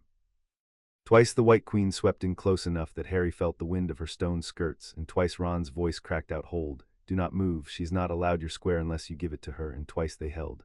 A white bishop took a black rook a yard from Hermione, and the shrapnel stung her arm, and she did not flinch, because the general had not said flinch. And at the end of 40 grinding minutes, Ron said, "Horse, walk, straight line, now. Don't look at the queen," and they walked, the 5 of them in a row across the ruined board, past the White King's blind carved face, and out the door on the far side, alive, all of them, every one.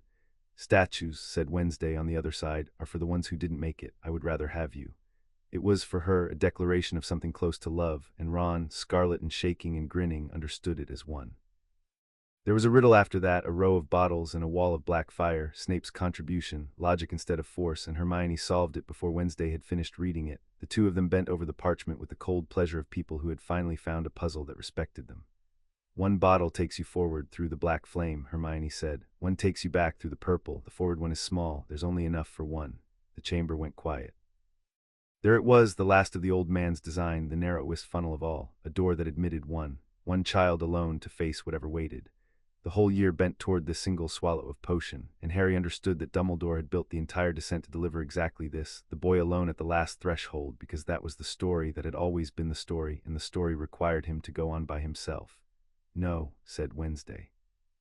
She said it the way she'd said it in the great hall on the first night, flat, certain, into a silence that made room for it. She took the small bottle from Hermione's hand and looked at the measure of it, and then she looked at Harry, and then she did a thing none of them expected. She drank half. "Wednesday, there is enough for one if one is greedy," she said, handing him the rest, "and enough for 2 if 2 are willing to share everything, including the danger, which we have been doing since September, so this changes nothing except the volume." She wiped her mouth. He measured it for a lone hero. He did not measure it for 2 people who refused to be parted, because such people have never once walked through one of his doors before, and his recipes do not account for us. "Drink, Harry. We go through together, or we do not go through at all, and I did not come this far to watch you walk into the dark by yourself while I wait in the cold like everyone else in your life." Harry drank the rest. The cold of it spread through him, ice in his veins, and he took her hand, and Hermione caught his other sleeve before they went. "We can't follow," she said. "Ron and I, the purple flame's only enough to send us back. We'll go for help. We'll get Dumbledore. We'll get him," Wednesday agreed. Send the old man down into his own trap. It will be educational for him to arrive after it is already finished, but take your time about the stairs."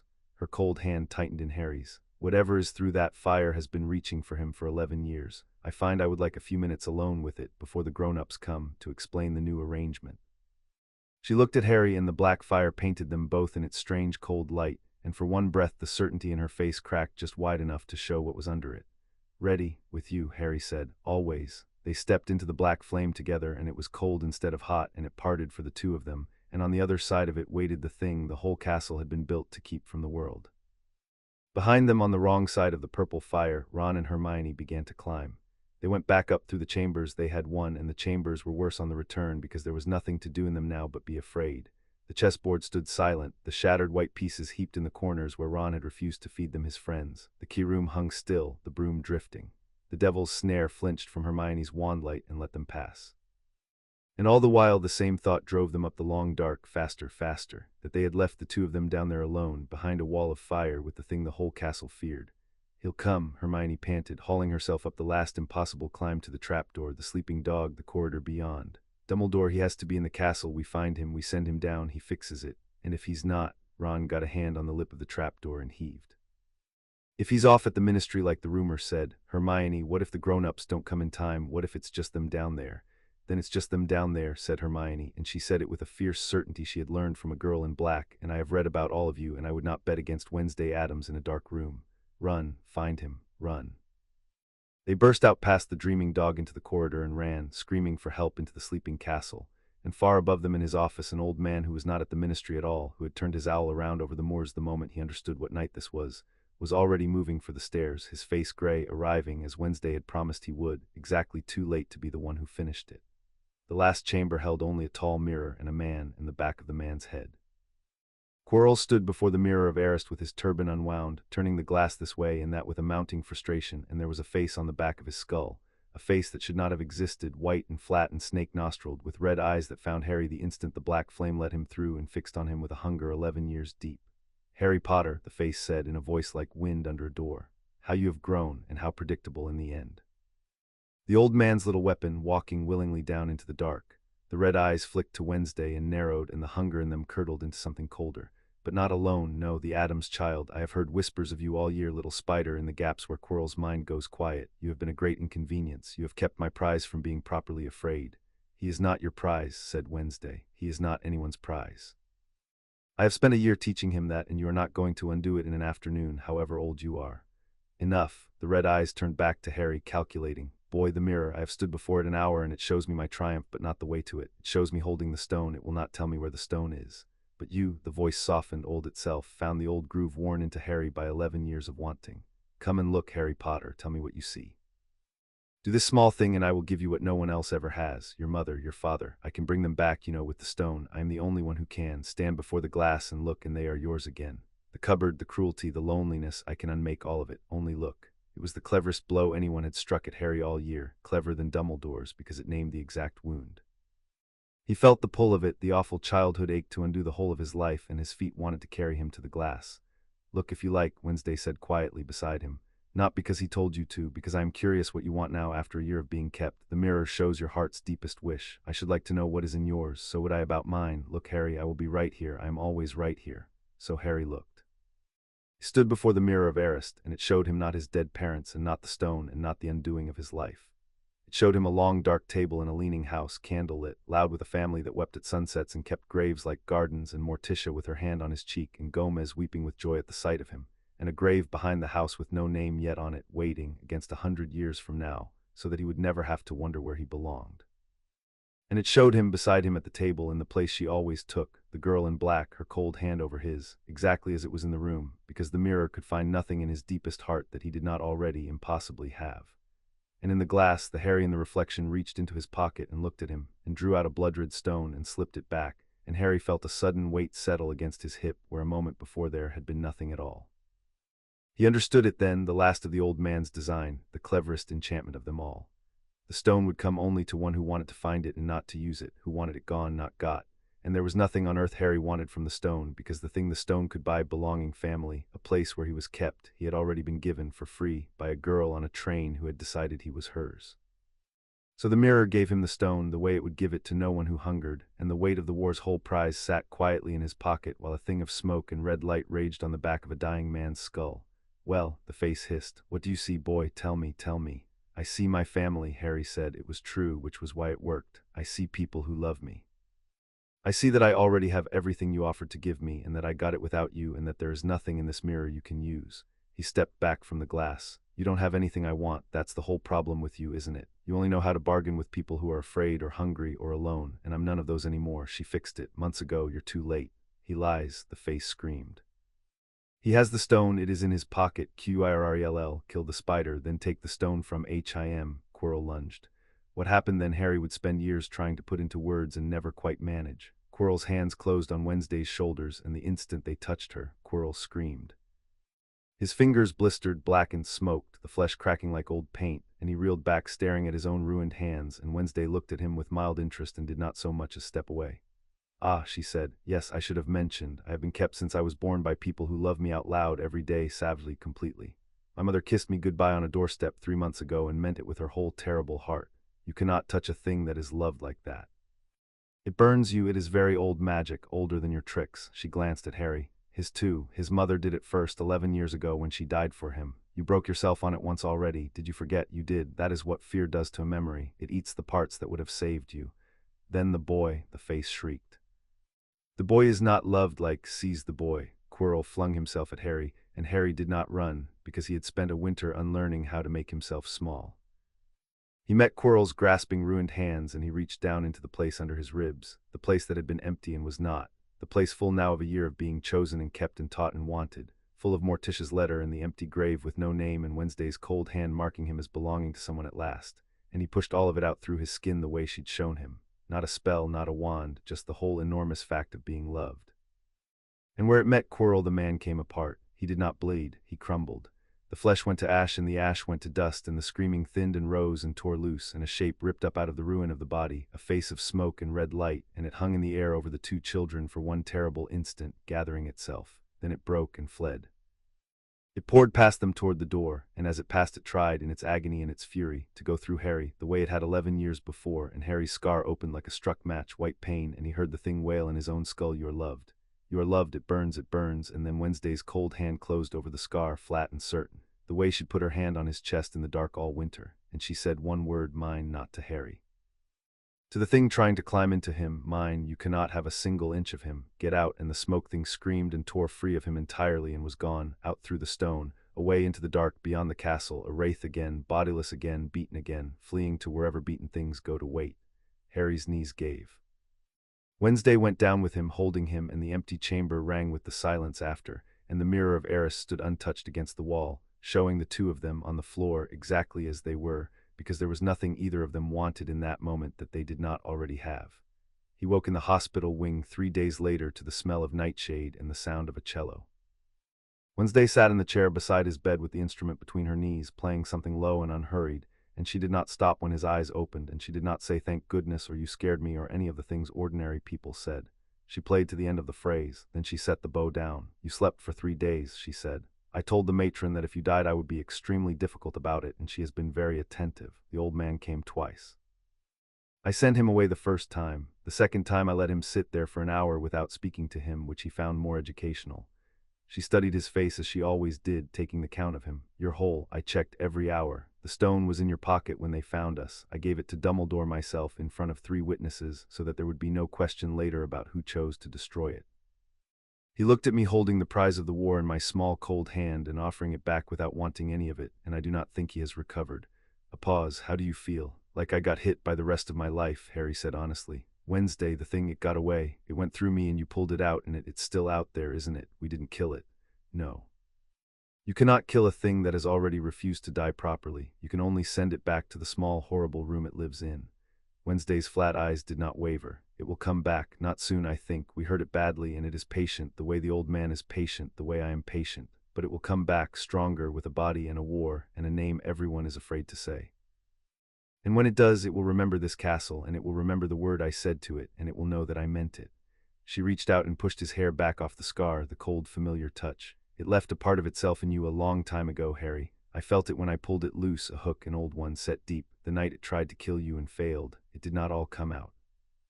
I'm going to find out what that hook is and how it is set and how to draw it without losing the rest of you, and I'm going to do it long before the war makes it matter, because I do not intend to be surprised by anything where you are concerned ever again.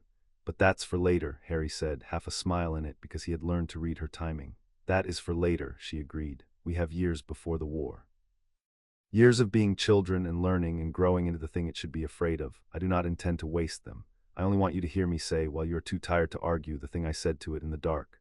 Her voice did not change at all, which was how he knew it was the truest thing she had. You are mine, not the old man's weapon, not the wraith's prize, not history's hinge. Mine. And I will not spend you, and I will not lose you, and when the war comes I will be standing exactly where I am standing now, between you and the cold, and there is nothing in this world or under it that frightens me enough to move me. The door opened then, and Dumbledore came in. He looked older than he had in March. He stood at the foot of the bed with his hands folded and his blue eyes grave, and for a long moment he simply looked at the two of them, the spent boy and the girl with the cello who had not left his side in 3 days, and whatever calculation he had walked in with did not survive the looking. The stone is destroyed, he said at last. Nicholas has agreed it is for the best. The thing that fled this castle will return in time with strength. I had hoped to season Harry slowly toward that day. He inclined his head, and there was something in it that was almost a bow, almost a concession. I see now that he is being seasoned by another hand, and better than I would have managed, and that I have a great deal less control over the shape of this war than I believed when the term began. His gaze moved to Wednesday. You told me in my office that I had made a single mistake. I have thought about it every night since. You were correct. I had planned for everyone who might try to use this boy. I had not planned for someone who would refuse to. You still haven't, said Wednesday. That is the trouble with planning. It only works on people who want something you can take away. She picked up the bow again. Go to bed, headmaster. You look unwell. We will discuss your war when he is stronger and you are humbler, and both of those will take time, and I am, as I keep telling everyone, very patient. Close the door on your way out. He needs his sleep, and you have done quite enough talking near him for one lifetime. And Albus Dumbledore, the most powerful sorcerer alive, looked at the 11-year-old girl in black who had just dismissed him from his own hospital wing, and inclined his head a second time and went and closed the door softly behind him. They went home for the summer together, all of it ahead of them, the long gold days and the war beyond them like weather building far out at sea. On the last night before the train, Harry found Wednesday in the disused classroom on the 4th floor, in the long west light with the cello and the dead rose which she had taken from his Transfiguration book and set on the windowsill where the failing sun could reach it. She did not turn when he came in. She had known he would come. She always knew. You kept it all year, she said, the rose, through everything, through the troll and the dog and the dark. It was in your book the whole time, 3 floors above where you nearly died, waiting for you to come back to it. She picked it up, the dead petals dark against her cold, pale fingers, and held it out to him the same way she had on the first night in the firelight when he was a stranger she had decided to keep. I have a thing to tell you, and I am going to say it once, and then I am going to play, and you are going to listen, and that will be the end of the first year and the beginning of everything else. Harry took the rose. Tell me. When I left home in September, my mother told me to find someone worth haunting. Wednesday looked at him in the dying light, and the certainty in her face was total, the way it had been on the train, the way it would be in every dark room they walked into together for the rest of their lives. I found you in 11 seconds before I knew your name. I have spent a year learning the rest of you, and there is a great deal of it, and all of it is better than the 11 seconds promised. I want you to understand that I did not choose you because you were the boy who lived. I chose you because you were the other one, the one my mother said there is always exactly one of.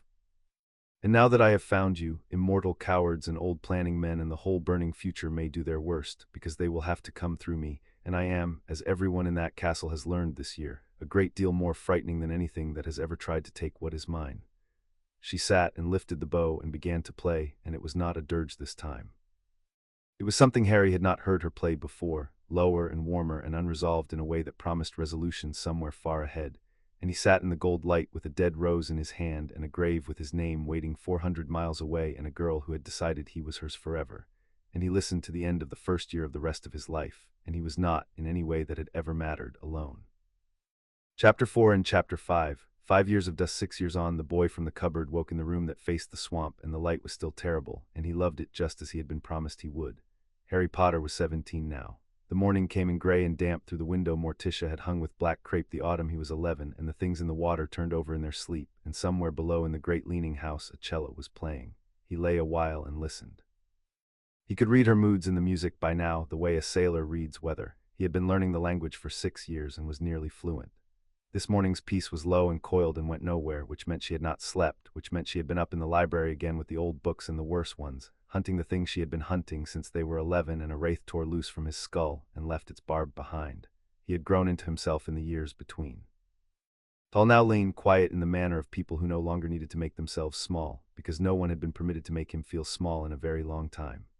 The cupboard had left marks that would never quite go, but they were old marks, scar tissue, and around them a whole life had grown that the cupboard had never imagined. A family, a house, a grave with his name on it carved the summer he turned 13, and a girl who had decided on a train before she knew his name that he was hers.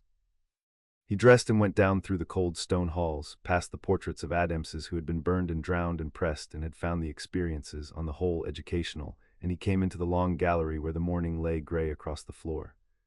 Wednesday sat with the cello, exactly where he'd known she would be, and she did not stop playing when he came in, and he did not expect her to.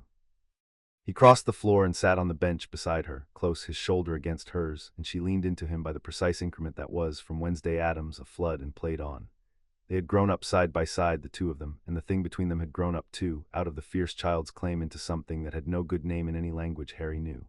They had been careful with it, both of them, the way you are careful with the one thing you own that cannot be replaced. Her cold hand left the strings and found his on the bench between them, the old gesture marking the place, except that the place she marked now was simply the rest of both their lives. You didn't sleep, he said. Sleep is for people who are not racing a deadline made of their own heart's mortality. It was the nearest she had ever come out loud to the word, and she let it sit a moment before she lifted the bow clear of the strings. I am close, Harry, to the hook. I have been close for a year, and every month I am closer, and every month I like the shape of what I find less. She set the cello aside and turned to him in the gray light, flat and black and certain, the same certainty she had worn at 11 and would wear at 100. But that is for after breakfast. Grandmama has made something that moved on its own when I looked at it. My father has been weeping since dawn about how tall you've grown. Come and be loved, the war can wait an hour. It has waited 6 years, it can manage one more breakfast. The breakfast table at the Addams house had not changed in 6 years, except that they had had to add a chair, and the chair was Harry's, and it had his name burned into the back of it where Gomez had done it himself, weeping. The Christmas Harry was 12. The family was loud, the way Wednesday had warned him they would be on the very first day, loud and many-handed and absolutely without restraint. Gomez sprang up the moment Harry entered and seized him by both shoulders and held him at arm's length to look at him, mustache trembling, eyes brimming. Look at him. Cara mia, look at the size of him. He came to us a sparrow, and we have made him an eagle, a beautiful grim eagle, and now the world wants to clip his wings, and I will not have it, I will not. He pulled Harry into the cigar and rosewater embrace and held on too long, the way a man holds on who means it. Eat, my boy.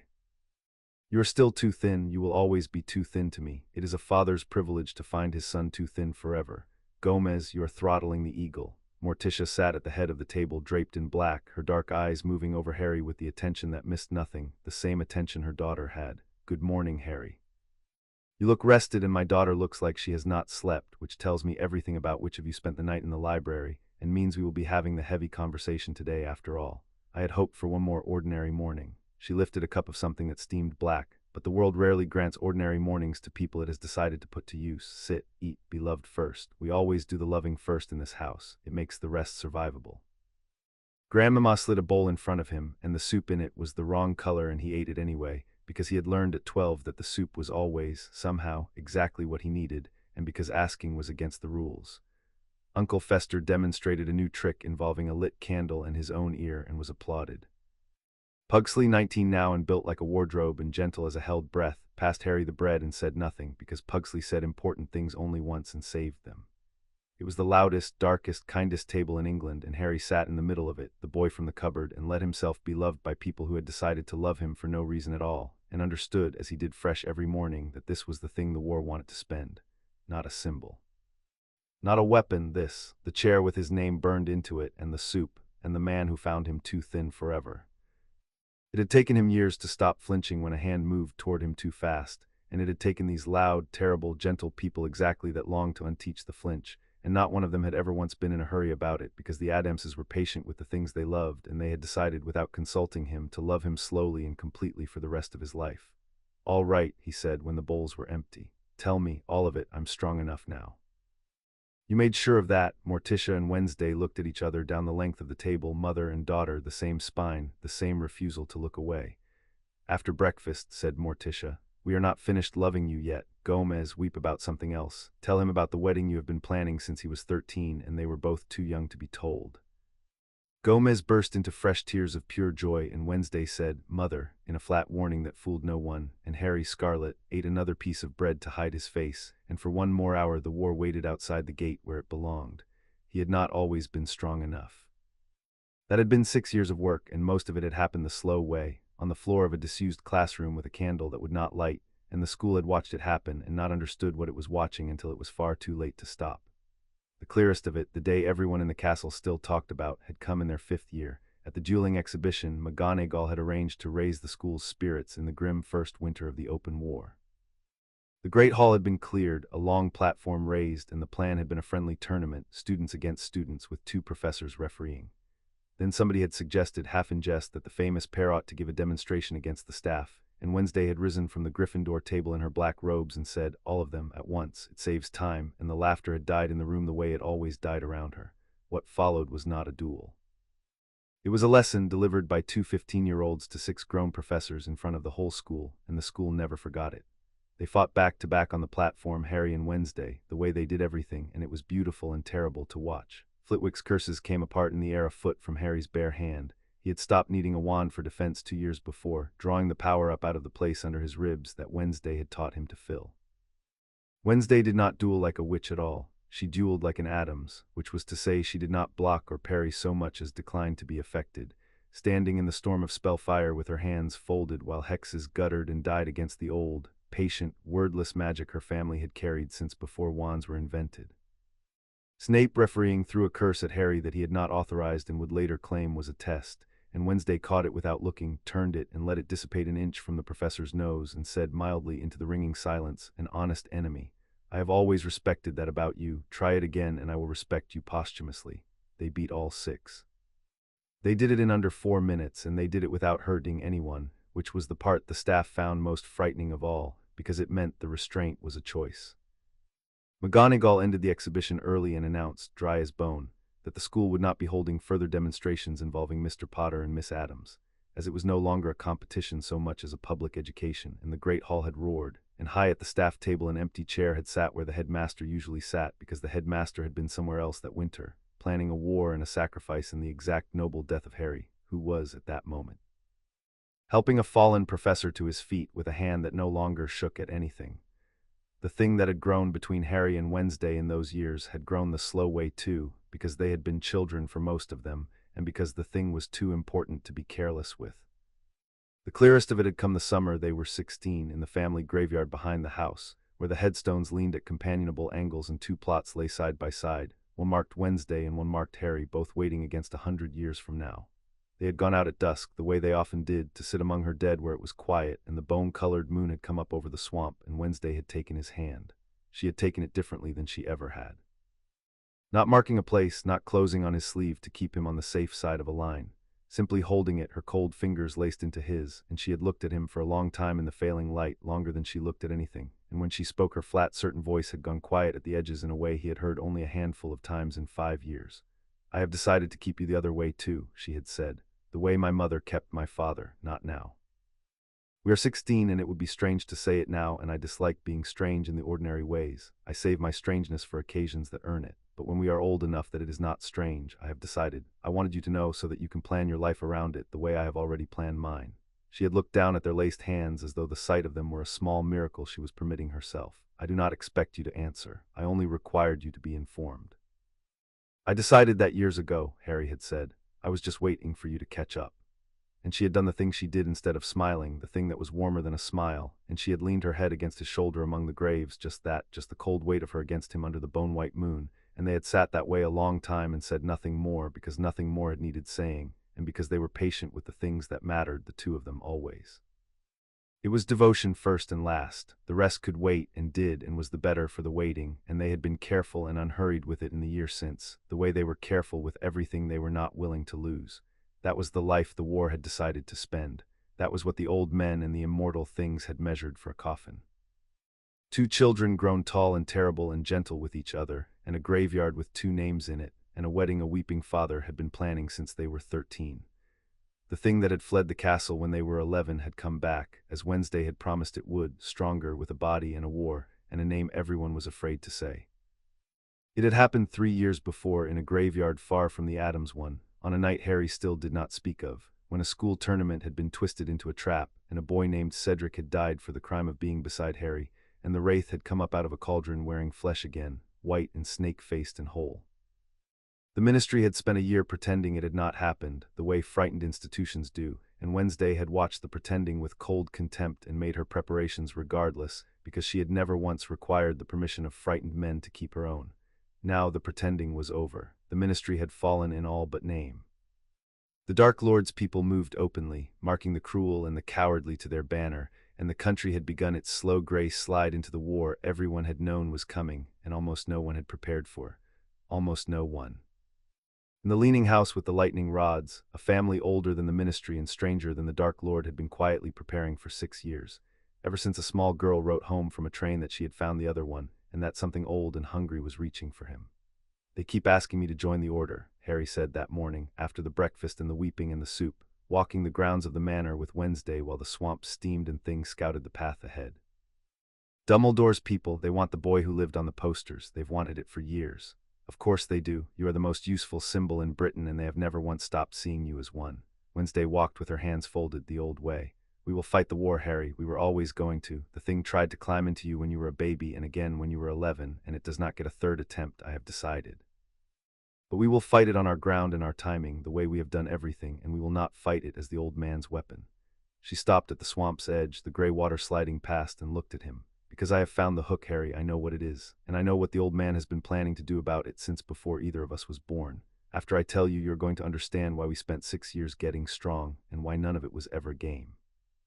The proof that they were already in the war, whatever the order's posters wished, had come the week before, in a village called Little Hangleton, where the Dark Lord's people had gone to make an example of a family who had hidden a Muggle-born child.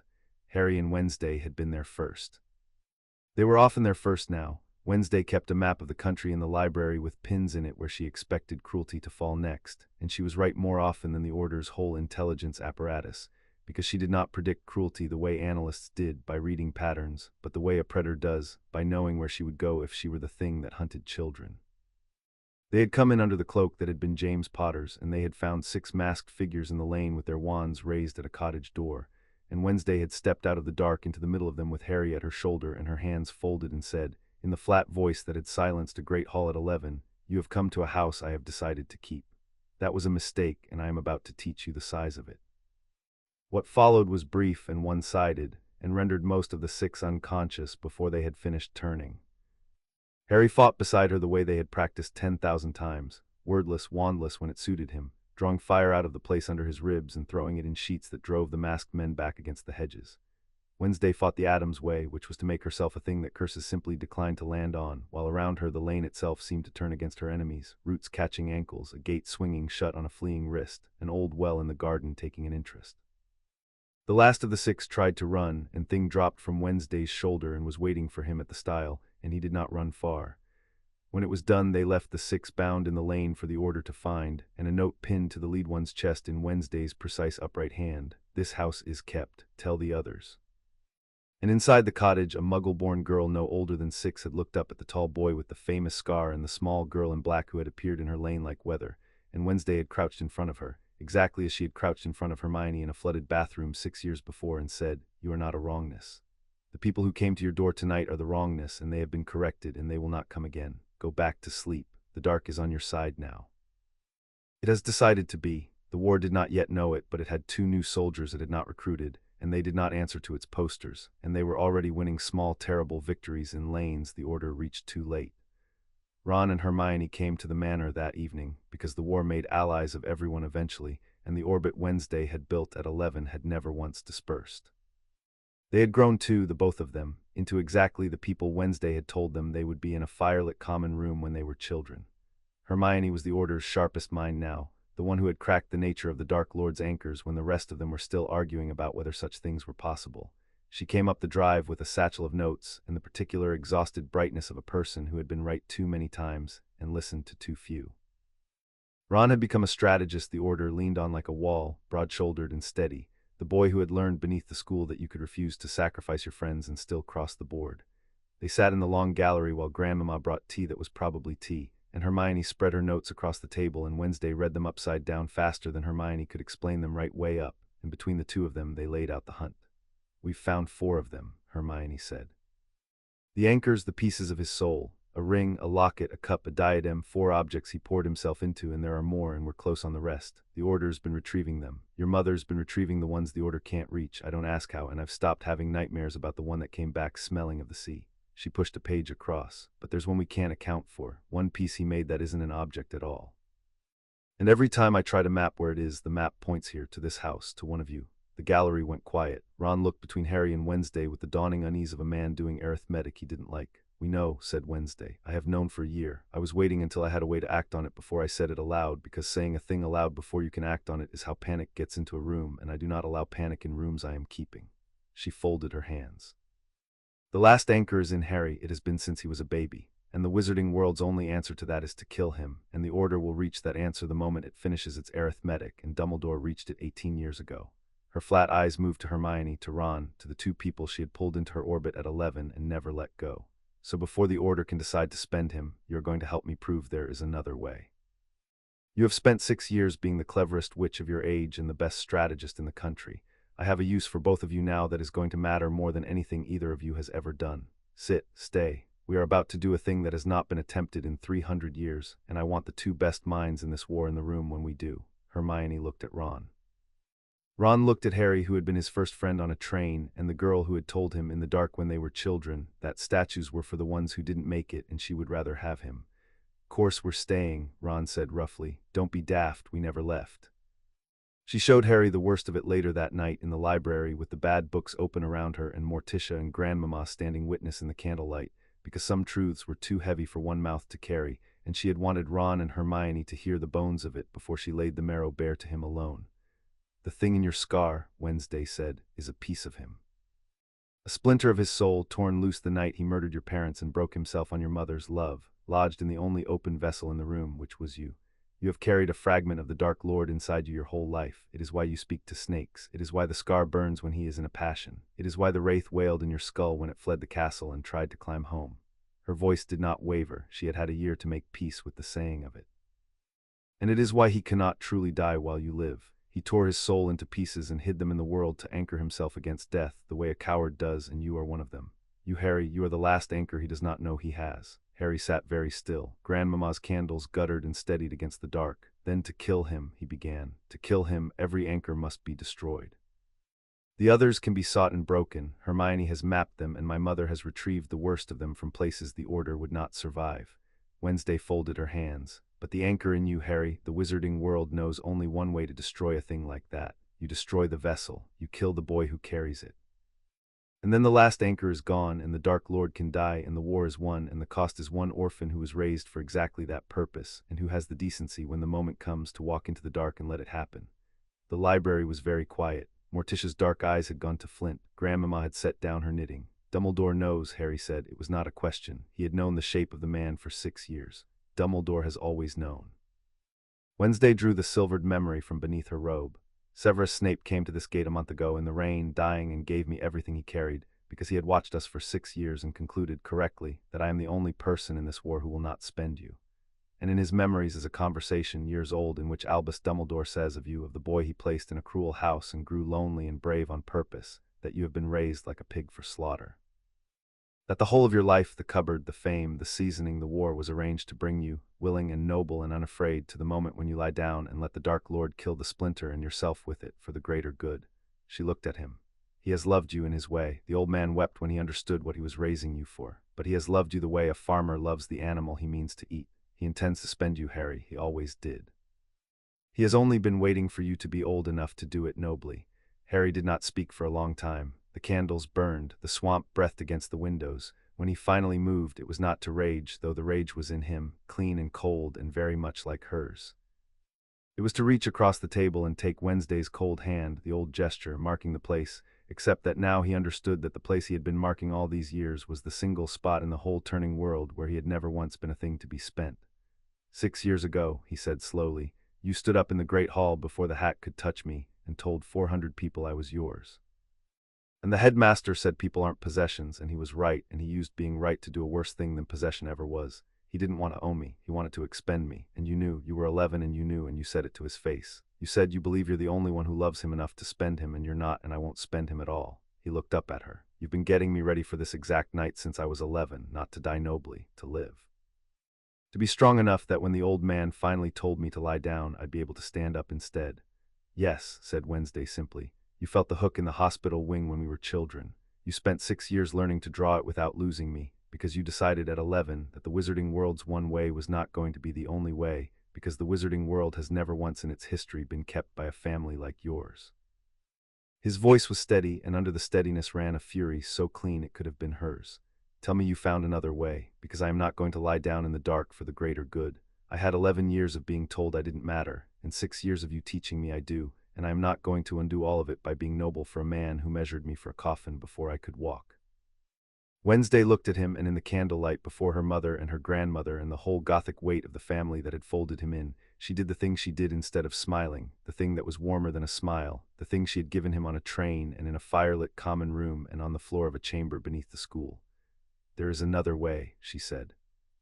It is old and it is dangerous and it has not been done in 300 years and it requires the whole family, and Grandmama says the last person who attempted it is the reason we are no longer welcome in a certain country. The wizarding world destroys the vessel to free the splinter. The Addams family does not destroy vessels. We are far too fond of them. She turned the stolen memory over in her cold fingers. We are going to draw the hook out of you alive, Harry. We are going to reach into the place where a piece of the Dark Lord has been lodged since you were a baby, and we are going to take it out the way you take anything that has set its barbs in something you love, slowly, carefully, with the whole family holding the wound open, and we are going to leave you whole. Then we are going to put the splinter somewhere it can be destroyed without you in the room. And the old man and the Dark Lord, who have spent your entire life agreeing on exactly one thing, which is that you have to die, are both going to be wrong at the same time in front of everyone. They told the rest of the family that week. The 7 of them gathered under the portraits of the burned and the pressed, and the family agreed, because the family did not require the permission of frightened men either. Gomez wept, of course, but he wept while sharpening the old sword from over the mantel, which was how the Addamses wept when they meant to do something about it. Morticia laid out the war as she laid out everything plainly, for people who had been told too little. Fester volunteered to be a distraction and was informed he was always a distraction, and this time it would be on purpose. Grandmama produced, from a trunk that should not have held the things that came out of it, the instructions for the drawing-out ritual, written on a material Harry decided not to examine, and explained with relish exactly how many ways it could go wrong and how delighted she was that they would finally find out. And Pugsley came and stood in front of Harry, enormous and gentle, and looked at him a while, and finally said the one important thing he had been saving. When she wrote home that she'd found you, I was glad, not because she'd found someone, because I'd been her brother my whole life, and I knew she was the strongest thing in the world, and I had never once seen her choose anything, and she chose you in 11 seconds. He laid a heavy hand on Harry's shoulder. They want to take what she chose. I built bombs as a child for fun. I cannot imagine what I will build now that I have a reason. It was, from Pugsley, a love poem, and Harry received it as one. Later, when the family had gone up and the candles had burned low, Harry and Wednesday stood at the tall window in the long gallery and looked out over the swamp toward the dark country where the war was gathering, and her cold hand found his, and for a while neither of them said anything at all. It might not work, Wednesday said finally, which from her was an extraordinary admission, the kind she made to no one. The drawing out, 300 years, Harry, it might fail, it might take you with it. I have run the numbers 100 ways, and I cannot make them promise me you, I who promise myself everything. Her grip tightened. So I will say it once while we are alone so that it is said. If it fails, I will not survive you politely. I will not be a brave widow at a tasteful service. I will follow you into whatever is on the other side, and I will be extremely difficult to the management until they let me sit beside you, because there is a grave at home with my name beside yours, and I did not have it carved as decoration. She turned and looked at him in the dark. But it will not fail. I have decided. I have been right about you since the train, and I am not going to be wrong about you now. Harry lifted her cold hand and pressed it once against the scar on his forehead, where a splinter of the thing that wanted them both had lived his whole life, and where her hand had hauled that thing back from the brink when they were 11. Then let's go and ruin both their stories, he said, the old man's and the Dark Lord's at the same time, in front of everyone. Together, said Wednesday Addams. Always, said Harry, and outside the war gathered like weather come at last to land, and inside the leaning house a family older and stranger, and far less kind than anything the war had ever faced, began, quietly, to prepare.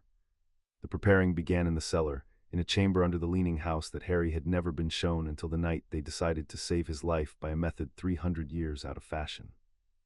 Grandmama led them down by a stair that went too far for the height of the house, into a round stone room hung with dried things and lit by candles that burned with a steady black flame, and in the center of the floor was a circle older than the family, cut into the stone by hands no one living remembered. Wednesday walked the circle once slowly, reading it with the soles of her boots as she read the castle, as she read everyone. "This is where it will be done," Grandmama said, lowering herself onto a stool with a creak. "The drawing out, we will lay him in the circle and the family will stand at the points, and we will open the wound and reach in and take the splinter out of him by hand, the way you take a hook from a fish you mean to keep instead of eat." She produced a wicked, beautiful, ancient needle, long as a forearm, and held it up to the black light. "The danger, children, is in the timing. The splinter does not want to leave. It has lived in him 18 years. It thinks it lives there by right. When we draw it, it will fight, and it will try to take a piece of him on the way out, because that is what a thing like that does. It does not leave a house without setting a fire. Our task is to be faster than the fire. My grandmother was not fast enough once. That is the country we cannot go back to." She set the needle down with great tenderness. "But I have had 300 years to think about her mistake, and I do not intend to repeat it.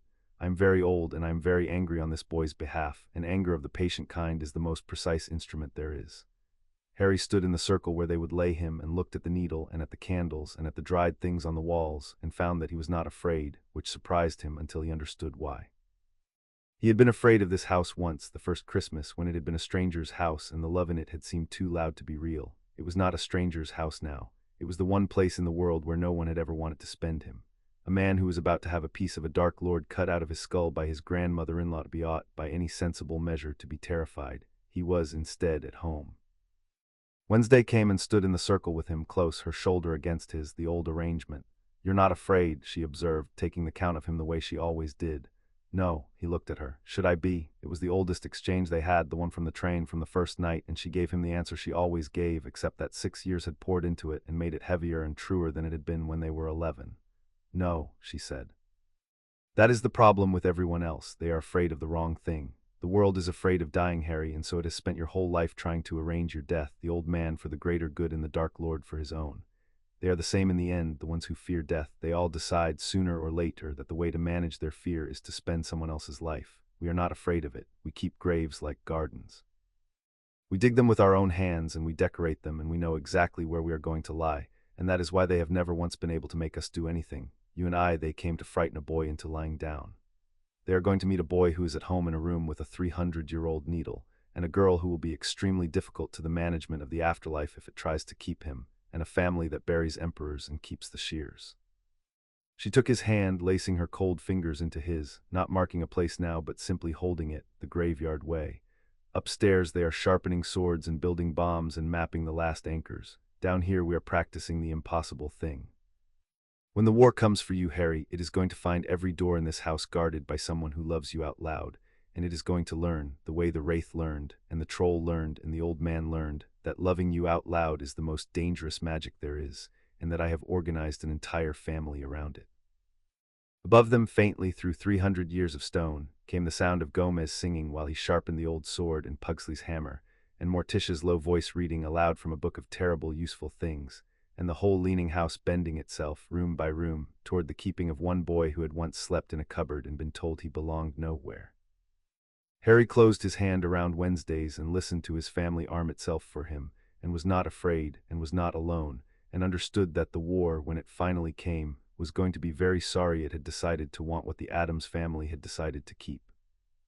Chapter 5 and Chapter 6. The gathering dark, the anchors came down one by one through the autumn, and with each one the Dark Lord grew weaker, and with each one he grew more certain that the boy was the key, and both of those things were exactly what Wednesday wanted. She ran the campaign from the library of the leaning house, with the map on the wall and the pins moving, and the whole strange machinery of her family turned to a single purpose. Hermione found the anchors. Morticia retrieved the ones in cursed places, walking out of vaults and crypts and sunken ships with objects that screamed, setting them on the library table without comment, declining to discuss the journey. Pugsley destroyed them because Pugsley had spent his childhood learning how to make things stop existing, and had been waiting his whole life for a reason that mattered. The ring went into the fire Grandmama kept that burned things that did not want to burn. The locket Wednesday opened herself with the family standing witness, and the thing inside it tried in its last seconds to show her a vision of everything she feared, and found to its evident confusion that Wednesday Addams feared almost nothing, and what little she feared she had already buried and decorated and made peace with, and the vision guttered and died, baffled, and the locket was just a locket after that. The Dark Lord felt them going. Hermione's spies in the marked ranks brought word of it, how he had gone to check on his hidden things and found them broken, one after another, and how the rage of it had emptied whole rooms of his followers, and how in the long nights he had begun to reach for the one anchor he was sure of, the boy, the scar, the splinter he had set himself the night he killed the Potters. Could feel it still, lodged behind the famous forehead, and the feel of it comforted him, and Wednesday let him have the comfort, because a comforted enemy does not check his assumptions, and the whole of her plan turned on the Dark Lord and the headmaster believing, right up until the last possible instant, the same wrong thing. He thinks the boy is his insurance, she said to the family on a black October night with the rain coming sideways off the swamp. The old man thinks the boy is his sacrifice. They are both planning the war around a fixed point that is about to stop being fixed.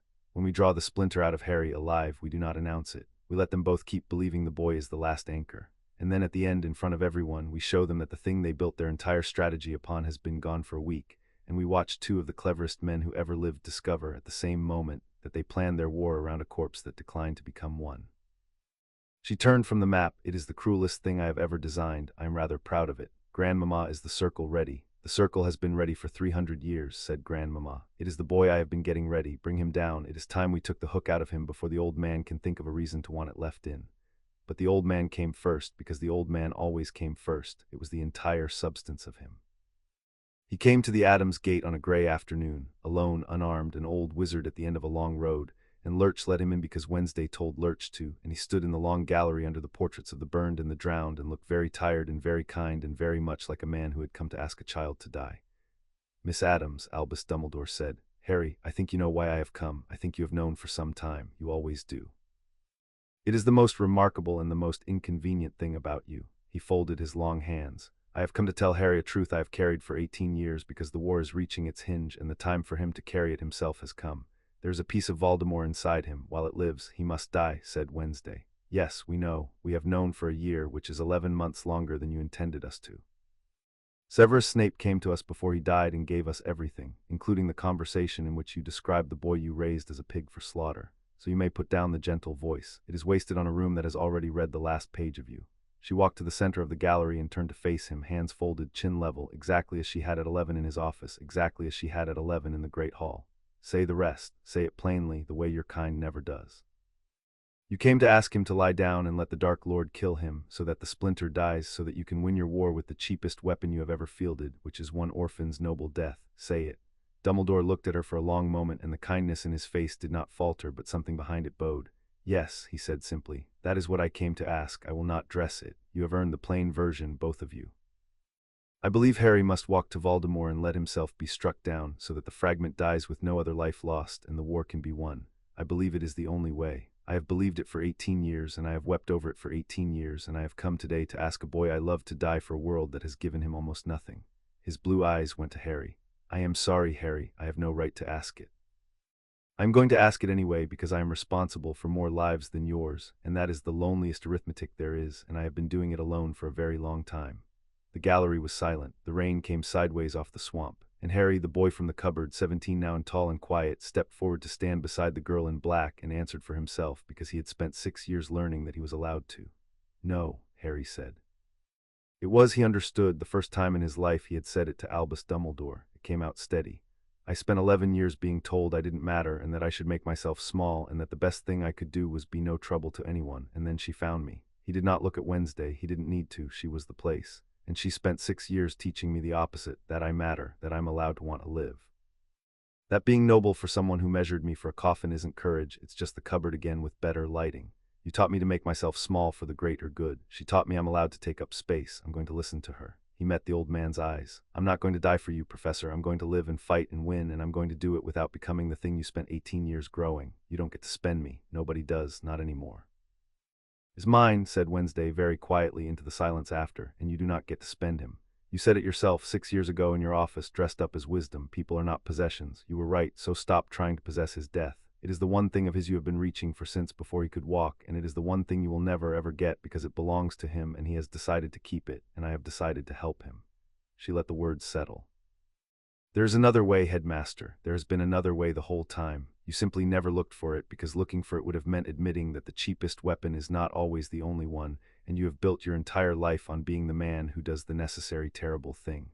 Well, we are going to do the unnecessary impossible thing instead. And when it works, you are going to have to live with the fact that the boy did not have to die, and that you would have spent him anyway, and that the only reason he is alive is that an 11-year-old once decided you were wrong about him on a train. Dumbledore stood in the long gallery, the most powerful sorcerer alive, and he looked at the two of them, and Harry watched 18 years of dreadful certainty meet something it had no plan for and break against it like water on stone. "Another way," the old man whispered. "You have found another way." And his voice, when it came again, was not steel anymore and not grandfather anymore.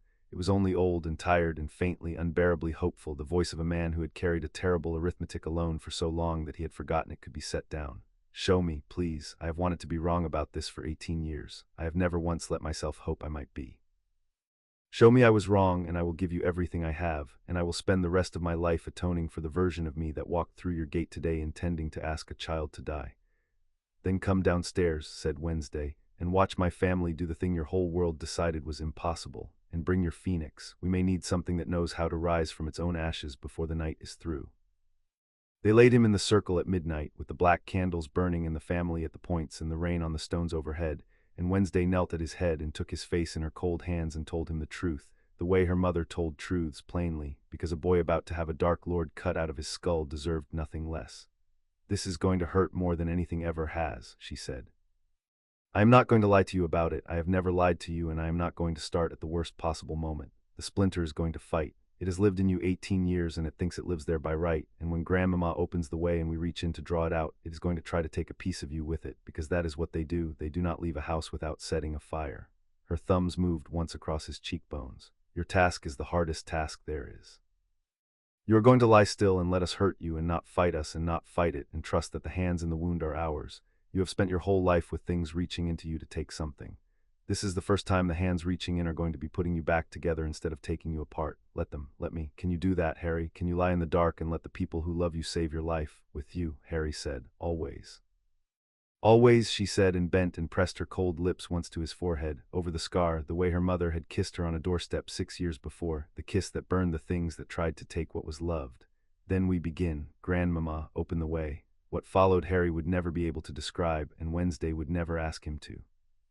There was the needle and there was the black light, and there was a moment when Grandmama's ancient hands moved, and the scar on his forehead split open not in blood but in shadow, a seam of pure dark, and through the seam something began to come, fighting, screaming in a voice that was the wraith's voice and the broom's malice and the diary's hunger all at once. "You are mine, the boy is mine. I set you the night I unmade your mother. You have always been mine," and the family held.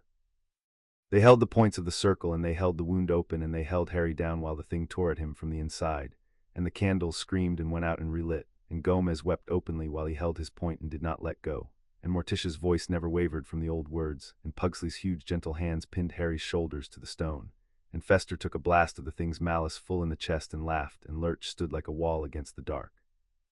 And through all of it, Wednesday knelt at Harry's head with her cold hands on his face and her flat black eyes locked on his, and she said over and over, "The only spell that mattered, mine, you are mine, not his, never his, come back to me, you are mine." And the splinter came out. It came out in Grandmama's needle, a writhing knot of shadow no bigger than a thumb, 18 years of a Dark Lord's soul drawn whole and living from the boy who had carried it. And the instant it was clear of him, Morticia closed it into a vessel of black glass that Hermione had spent a month preparing, and the lid came down, and the screaming stopped, and the seam in Harry's forehead closed, and where the scar had been there was now only smooth, unbroken skin, because the wound that made it had finally, after 18 years, been allowed to heal. Harry lay in the circle, whole, splinter-free, his own at last entirely, and he opened his eyes and found Wednesday's face above him, and saw on it the thing she did instead of weeping, which was simply to be very still and look at him as though he were the only fixed point in a turning world. "You're whole," she said, taking the count of him for the 10,000th time, and this time her voice was not quite steady, which from Wednesday Addams was a flood, a deluge, the breaking of a 6-year dam. "I checked. The hook is out. It is in the glass. You are entirely your own, Harry Potter, for the first time since you were a baby, and the Dark Lord has just lost the last anchor he was sure of and does not yet know it." Her cold hand found his and laced through it, the graveyard way, the keeping way. "Welcome back. Take a moment, then get up. We are going to go and win a war, and we are going to do it as two people who are entirely alive, which the Dark Lord, who is barely alive at all, is going to find deeply unfair." The Phoenix had watched the whole of it from Dumbledore's shoulder, and when it was done, the old man came forward into the relit circle and knelt, stiffly, beside the boy he had come that afternoon to ask to die, and there were tears on his ancient face, and they were not the practiced kind. "You were wrong," he said to Harry. "It was not an accusation. It was a confession and a benediction, and the laying down of a weight he had carried so long he had forgotten the shape of his own back without it. I was wrong. For 18 years I was wrong, and I would have spent you, and I would have called it love, and I would have been wrong about that too. He looked at Wednesday and inclined his head, the deepest bow Harry had ever seen him give anyone. You told me when you were 11 that I believed I was the only one who loved him enough to spend him. You said I was not. I have thought about it every day for 6 years, and I never once believed you, not truly, not until tonight, when I watched a family reach into a boy's soul and pull out a piece of the darkest thing in the world and leave him whole, because it never occurred to a single one of you that he was expendable. He drew a breath. I have been the cleverest man in every room for 100 years, Miss Addams. I yield. The war is yours to win, and I am yours to command, and whatever I have, the order, the castle, my own life, which I have spent freely enough on worse causes, it is at your disposal. Tell me where to stand. For the first time in a very long time, I would like to be told where to stand by someone who is right. Stand between the children and the war for as long as you can, said Wednesday, and when you can no longer, fall in a way that buys them a minute. You have spent your whole life arranging other people's noble deaths, headmaster.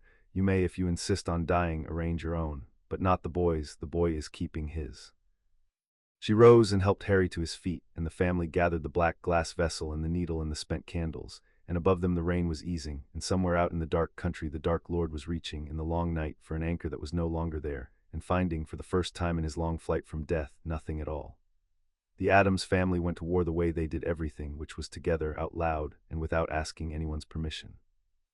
They came to Hogwarts on the eve of the last battle, because Wednesday had calculated that the Dark Lord, sensing his anchors gone, would strike at the one place that had ever truly defied him, and she intended to be there waiting with everything she had, and everything she had was considerable.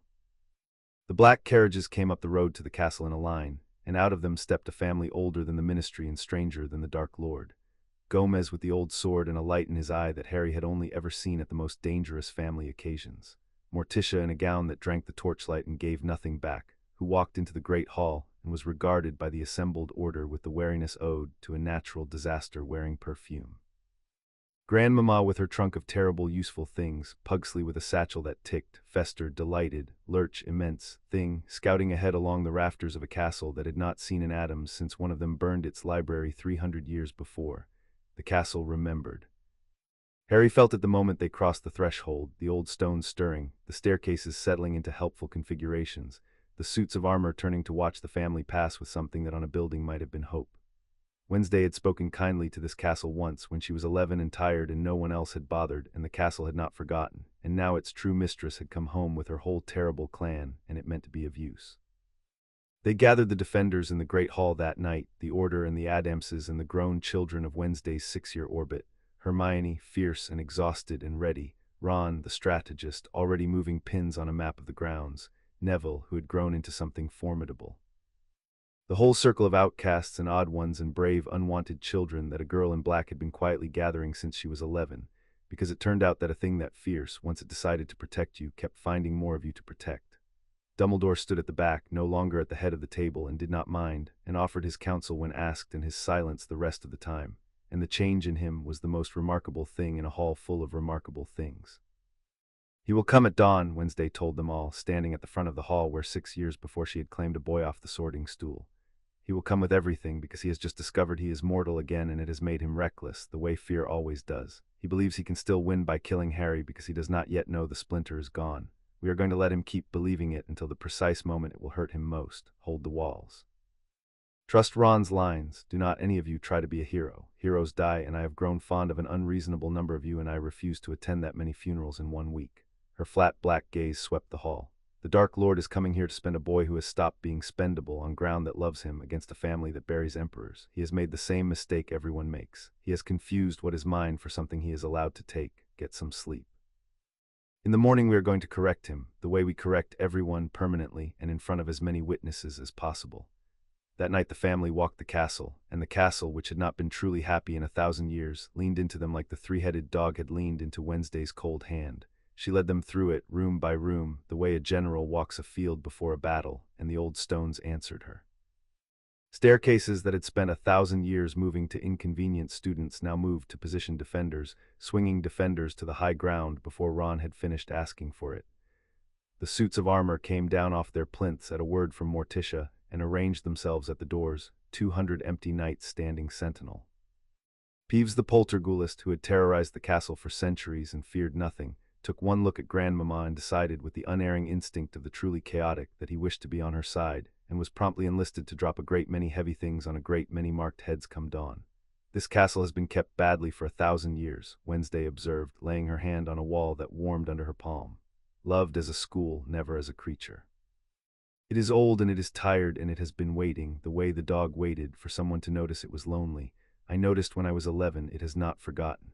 The torches brightened along the corridor as she passed, the castle showing off eager. Tomorrow it fights for us, not because the order asked it. Because the Addams family asked it kindly, which no one in 1,000 years has bothered to do, and because there is a boy inside its walls that it has watched grow up safe, and it has decided, the way I decided, the way the dog decided, that it would rather burn than let him be taken. Morticia walked beside McGonagall through the great doors, the two formidable women taking each other's measure, and whatever passed between them resolved into an understanding that needed no words, that the defense of the children was the only thing worth defending, and that the two of them between them commanded enough terrible competence to manage it. Gomez tested the old sword against a suit of armor and was delighted with the ring of it. Fester volunteered again to be a distraction, and was at last told yes, and his face lit up like the bulb he kept in his mouth. The castle, room by room, bent itself toward the keeping of one boy, and the family moved through it like a verdict, and somewhere in the dark Harry walked among his strange, terrible relatives and understood that he had, against every odd his life had ever offered, brought an army home. The last object anchor was hidden in the castle itself, in the room of hidden things, and they went for it at midnight, because Wednesday would not go into the final battle with even one of the Dark Lord's soul anchors left intact where he might reach it. The room opened for them onto a cathedral of lost objects, a city of the forgotten heaped to the rafters, 10,000 years of things the castle's children had hidden and abandoned, and somewhere in the heart of it, Hermione's calculations promised, sat a diadem with a piece of a Dark Lord poured into it. They found it on a bust beneath a moth-eaten wig, a tarnished circlet humming with the same wrong hunger as the locket, and Harry reached for it, and the moment his hand closed on it, the heaped city around them caught fire. It was not ordinary fire.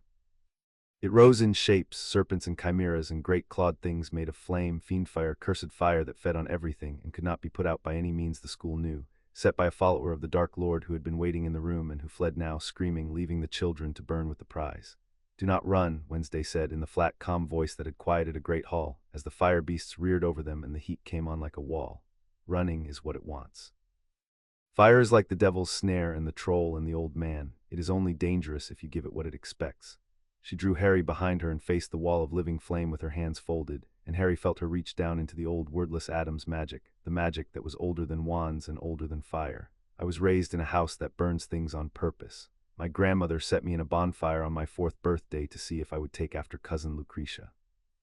I did not burn then, and I am not going to burn now, and neither is the boy, because I have decided, and the fire does not get a vote."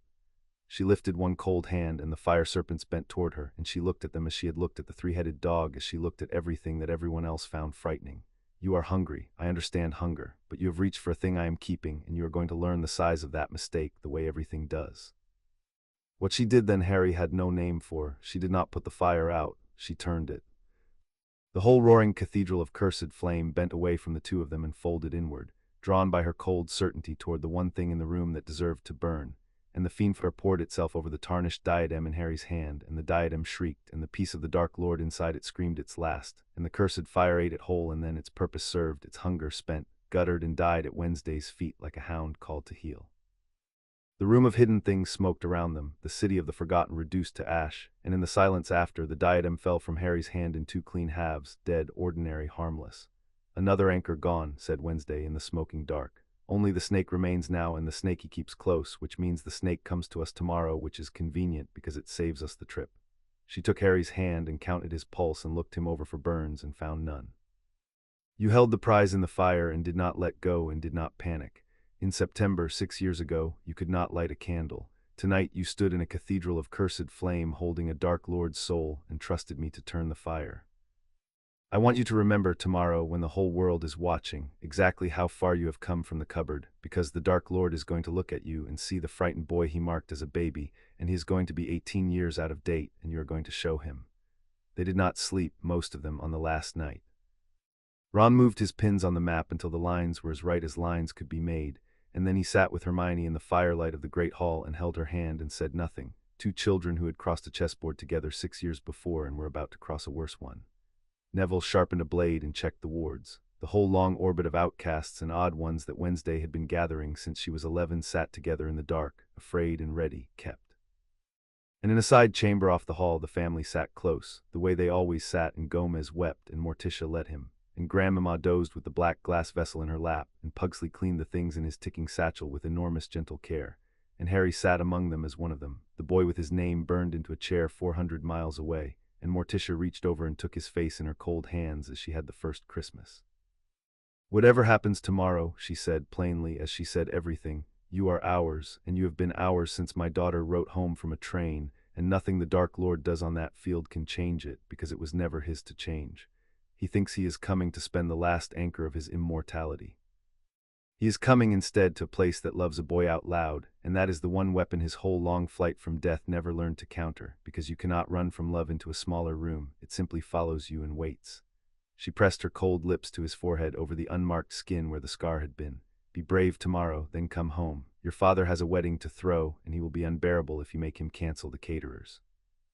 Harry laughed, wet and sudden, and the family folded him in, all of them at once, loud and many-handed and without restraint, and he let himself be held by the people who had decided to love him for no reason at all, on the last night before the war, and was not afraid and was not alone.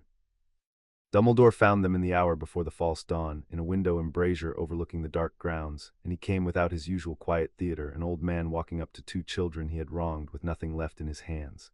"I have taken the position you assigned me," he said, "the West Bridge. Ron tells me it is where the first weight of the assault will fall, and where a man buying a minute will buy the most of them.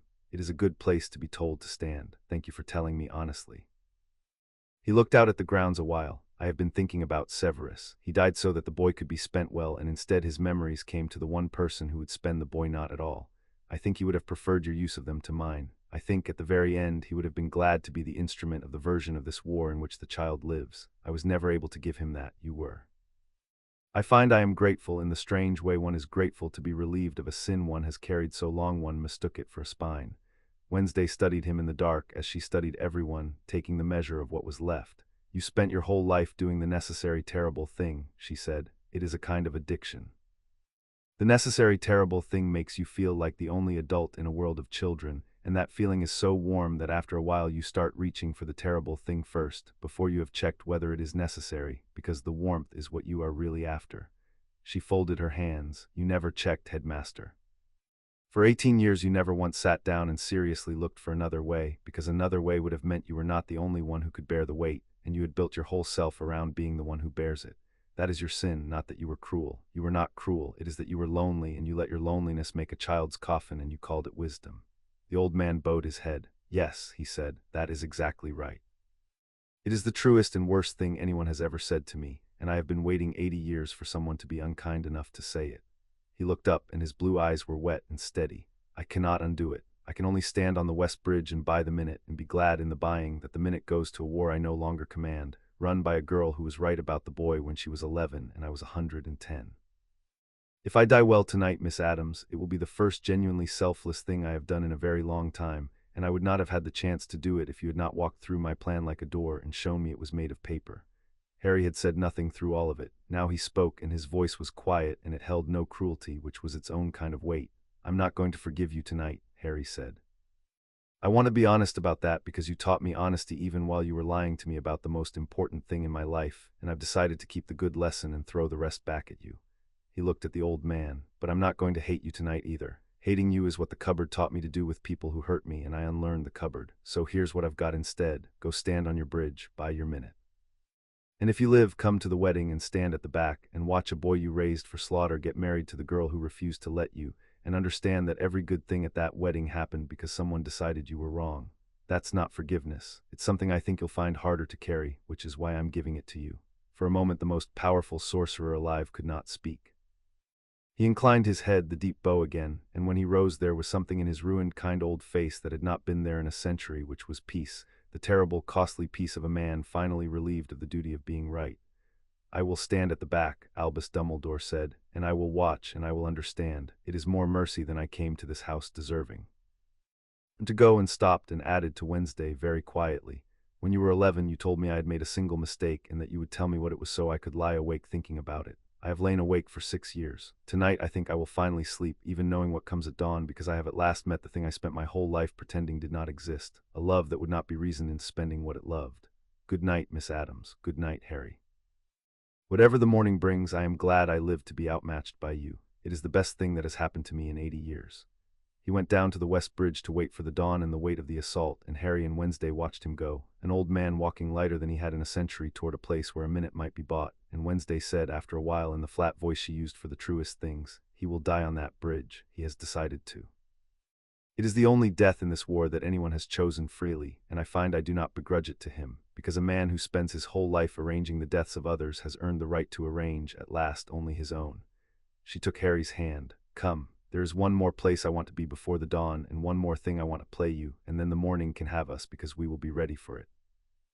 On the last night before the war, Harry found Wednesday on the astronomy tower, in the cold with the cello, looking out over the dark grounds toward the place where, at dawn, the Dark Lord would come. He came up the stairs, and she did not turn because she had known he would come. She always knew. He crossed the cold stone and stood beside her at the parapet, and after a while he took her hand, lacing his fingers into her cold ones, the graveyard way, the keeping way, the way that did not mark a place because they had long since stopped being separate places. "You played the cupboard for me once," he said. "When we were 11, you knew every inch of it and you'd never been inside it." He looked out at the dark. "Play me what's coming. I want to hear how it ends."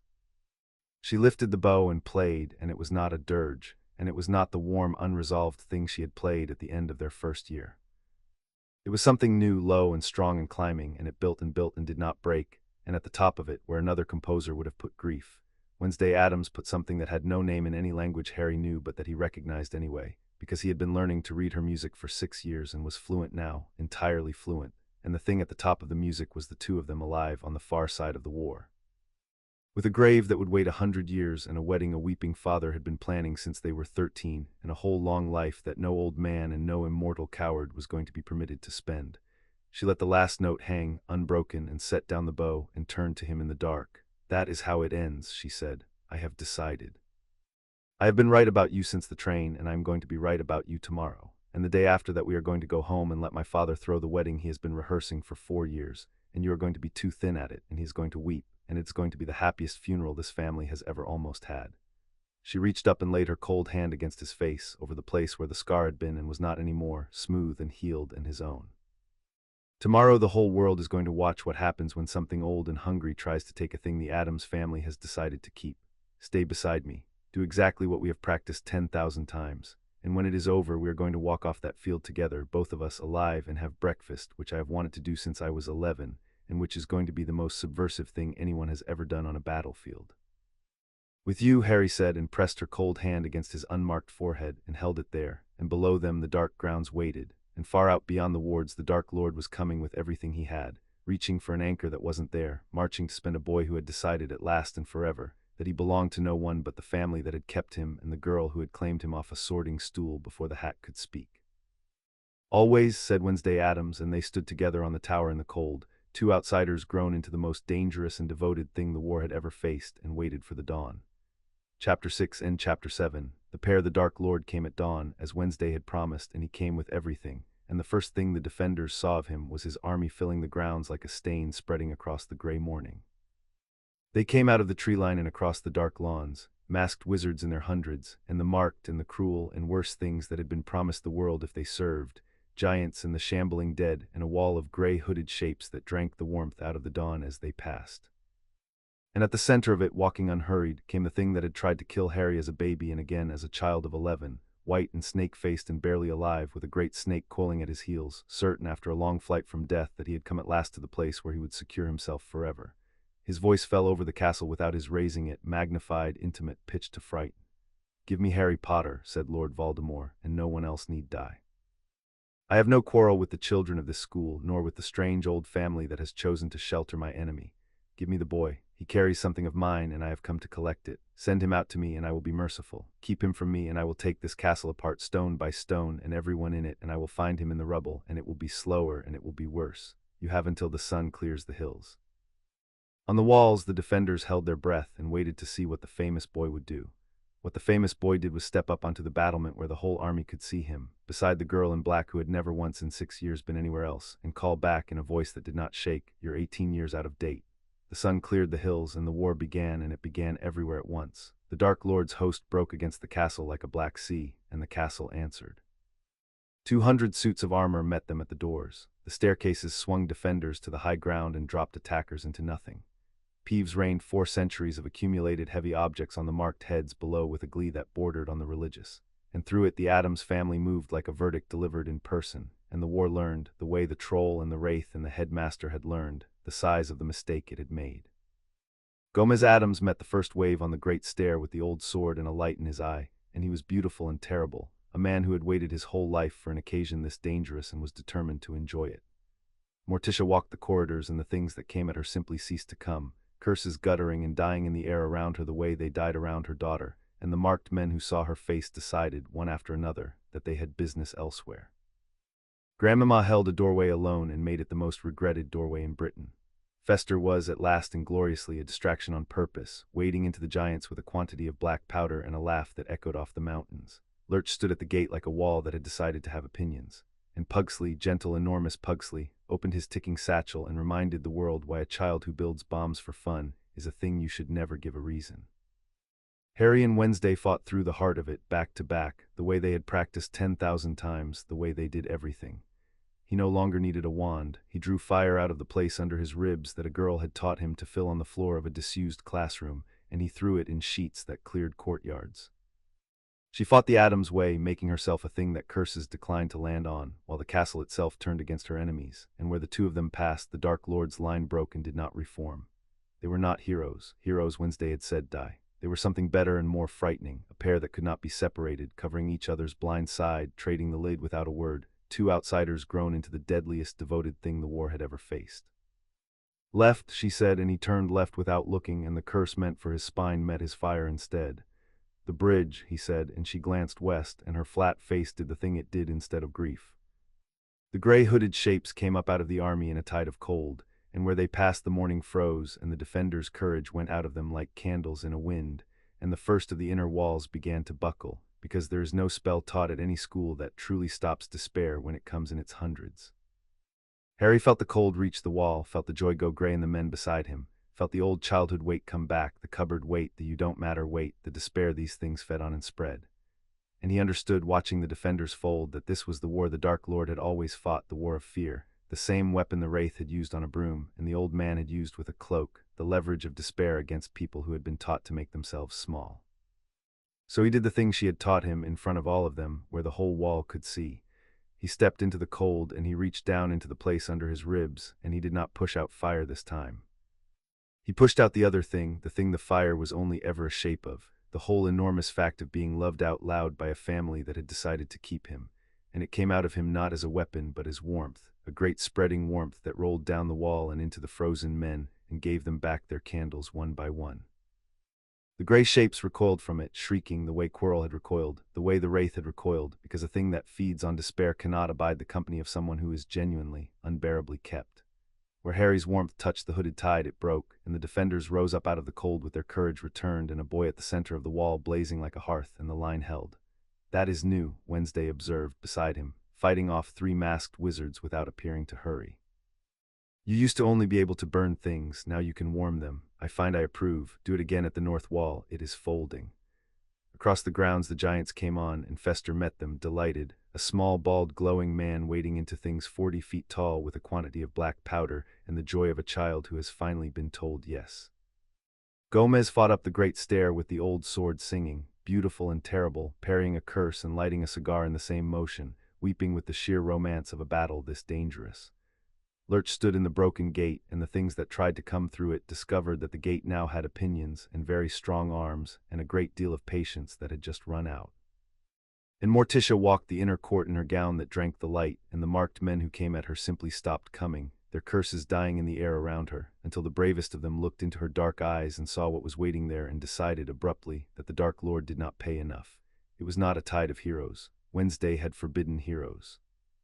It was something better, a family fighting back to back and side by side, each one covering the other's blind side, none of them alone for a single second, exactly as she had built them to fight, exactly as she had built the whole orbit to fight since she was 11 years old and decided that the way to keep people alive was to make sure no one ever went into the dark by themselves. The rule held even when the north wall fell. It fell under the weight of a giant and a dozen marked men, and in the falling Neville went down under the rubble, and Hermione was cut off across a courtyard suddenly full of enemies, and for a moment the orbit that a girl in black had been gathering for 6 years was scattered across a collapsing battlefield, each of them alone in the dark, which was the one thing Wednesday had spent 6 years teaching them never to be. And the rule held because they had practiced it 10,000 times, because it was not friendship, which is sentimental, but a standing arrangement, which outlasts feelings. Ron, 3 courtyards away and holding a line, did not hesitate. He abandoned the line the instant he saw Hermione cut off, because the line was only ever there to keep them alive and Hermione was the point of being alive, and he cut across the battlefield to her with a strategist's perfect economy and put his back to hers, and the two of them who had crossed a chessboard together as children crossed a worse one now and came out the far side. Pugsley dug Neville out of the rubble with his enormous gentle hands while Thing held off the things that came at them, scuttling along the broken wall, a single disembodied hand turning back in assault by being everywhere at once and entirely without fear. And the orbit found each other in the smoke one by one, none of them alone, all of them kept and reformed around the children at the center of it, and the north wall, though it had fallen, did not let the enemy through, because the thing the enemy had to get through was no longer a wall, it was a family, and families are harder to bring down than walls. Status, Wednesday said as they regrouped in the lee of the broken wall, taking the count of all of them as she took the count of Harry, every face checked, everyone accounted for. Everyone's up, Ron panted, soot black, Hermione's hand still in his. Everyone's accounted for, Neville's bleeding but he's swearing so he's fine. The lines are holding, Wednesday, it's working, the whole thing you built, nobody's gone into the dark alone, not once, not all morning. Good, said Wednesday. Then it has all been for something, keep it that way. The Dark Lord is about to do something stupid because he has just felt his snake die, and stupidity is what fear does to clever men. When he comes for Harry, and he will, all of you keep the others off us. Harry and I will handle the thing itself. That is not heroism. Her flat black gaze swept the soot-streaked faces of the people she had been keeping since she was 11. It is the arrangement. We have honored it all the way to the bottom of every dark place for 6 years. We honor it now all the way to the end. Agreed. Agreed, said the orbit, all of them at once in the smoke, kept. The Dark Lord, feeling his war slip and his anchors fall, did the stupid thing exactly as Wednesday had predicted, which was to reach for leverage, because leverage was the only language fear had ever taught him to speak. His voice fell over the broken castle again, magnified, and this time it had a fray in it that had not been there at dawn. Harry Potter, I tire of this. I have your friends within my reach, and your strange family in this castle full of children. Come to me now and lay down whatever you have done to make yourself so difficult, and I will let them live. Refuse, and I will start with the small ones, and you will watch, and then I will have you anyway, because I always have you in the end. You are the boy I marked, you have always been the boy I marked, come and be marked again. And Harry, who had spent 11 years being told he was a burden whose death would be a relief, and 6 years being taught the exact and total opposite, stepped up onto the broken wall again where the fraying voice could see him, and he was not afraid, and he answered. You don't have anything I want, Harry called, the words he had said to the Wraith under the school when he was 11, true then and truer now. And you don't have anything to threaten me with because the people you're threatening aren't behind me waiting to be saved. They're beside me. They've been beside me the whole time. That's the thing you never understood in 60 years of running from death into smaller and smaller rooms. You kept making yourself more alone because you thought alone was safe, because alone was the only thing you couldn't lose. And I did the opposite. I let myself be kept. And now you're standing in the wreckage of your whole life trying to find a single person of mine that you can catch by themselves, and there isn't one because she taught all of us when we were children never to go into the dark alone. He looked down at the white-faced thing across the grounds. Come and find me then, I'll be in the great hall where it started, I won't be hiding, I've done enough hiding for one life, but I won't be alone either, I'm never alone anymore, that's what beat you, not a prophecy. Not a wand, just a girl who decided I was worth keeping, and a family that agreed, and the simple fact that you never once in your whole life let anyone love you, and so you never learned that it's the only thing in the world that doesn't have a counter. On the West Bridge, Albus Dumbledore bought his minute. He stood alone where the weight of the assault fell heaviest, an old man who had spent a century being the cleverest person in every room, and he held the bridge against a tide that should have swept it in seconds, and he held it for far longer than a second, because he had decided to, and there is nothing in the world more immovable than a man who has finally found a death he chose freely. The marked men came at him in their dozens, and the bridge did not fall. He bought a minute and then he bought another, and the defenders behind him used the minutes to pull the children back to the inner walls, and every breath the old man bought was a breath he had stolen back from the long ledger of breaths he had spent. At the end, when the bridge finally went, it went with him on it, and he fell as he had chosen in a place that bought the most, with his face turned up toward the castle he had served, and the children he had wronged and at last not spent. And high on the inner wall Harry saw it and stopped for half a heartbeat in the middle of the war, and Wednesday's cold hand found his sleeve, marking the place. He died well, she said. It was the only death in this war anyone chose. Grieve him later. He bought us the minute, spend it. And Harry spent it because she was right, because she was always right, but he carried the old man's chosen fall with him into the rest of the morning, and he would carry it for the rest of his life, the memory of a 150-year-old man finally learning in his last minute how to give instead of spend. The snake came for them at the foot of the inner wall because the Dark Lord kept it close, and because Wednesday had counted on exactly that. It came out of the smoke faster than anything that large had a right to move, the last living anchor of a coward's immortality, and it struck for Harry because the Dark Lord had whispered in its mind that the boy was the prize. It never reached him. Pugsley had been waiting for the snake all night because Wednesday had told him it would come, and Pugsley, who had spent his whole childhood learning to make things stop existing, met the last anchor of Lord Voldemort with a device he had built for exactly this and an expression of pure, gentle, terrible joy, and the snake that had ridden a Dark Lord's flight from death for a decade came apart in the smoke and did not reform. The Dark Lord, 300 yards away in the press of the battle, screamed. He felt it go as he had felt all the others go, and the screaming this time was different because the snake had been the last anchor he knew of, and with it gone he was down to one, the one he was sure of, the one behind the famous boy's forehead, the splinter he had set there himself the night he murdered the Potters. He turned in the middle of his own war and came for Harry, certain that the boy was now the only thing standing between Lord Voldemort and true death, certain that he had only to kill the boy and the splinter would die and he would be safe again, certain, after a lifetime of being the cleverest fugitive from death the world had ever produced, that he understood the board. He understood nothing. He was 18 years out of date and a week behind, and he did not know it, and Wednesday Addams had built the entire war around making sure he wouldn't. They met in the Great Hall, where 6 years before a girl in black had claimed a boy off the sorting stool before the hat could speak, and it was fitting, Harry thought in the half-second before it began, that it should end where it started. The doors blew in. Lord Voldemort came through them with the last of his strength and the whole of his certainty, and the fighting fell away around them, the defenders and the marked alike pulling back from the thing that had come for the boy who lived, and there was Harry, alone in the center of the hall, except that he was not alone because she was beside him, because she would be nowhere else, because she had told an entire school when she was 11 that he was hers, and she had spent 6 years proving she meant it. "Step aside, Addams, child," said Voldemort, and even now, even at the end, the fear of death made him offer a bargain, because bargaining was the only thing he had ever truly known how to do. "I have no quarrel with you. Step aside and let me take what is mine, the piece of me the boy carries, and I will let you live and your strange family with you. He is my last anchor. I have only to unmake him and I am immortal again, and there is nothing you or anyone can do to stop it. Step aside." Wednesday Addams looked at the thing that had spent a lifetime running from death, and she did the thing she did instead of smiling. "He isn't your anchor," she said. "He hasn't been for a week. We took it out of him. The whole family held him down in a circle older than your little tricks, and we drew your splinter out of his skull with a needle, and we put it in a jar, and we have been carrying it around all morning waiting for you to come and find out." She reached into her robes and drew out the vessel of black glass, and inside it the knot of shadow writhed, the last piece of Lord Voldemort's soul, severed and screaming and entirely cut off from the boy it had ridden for 18 years. "This is the last of you, not him, this.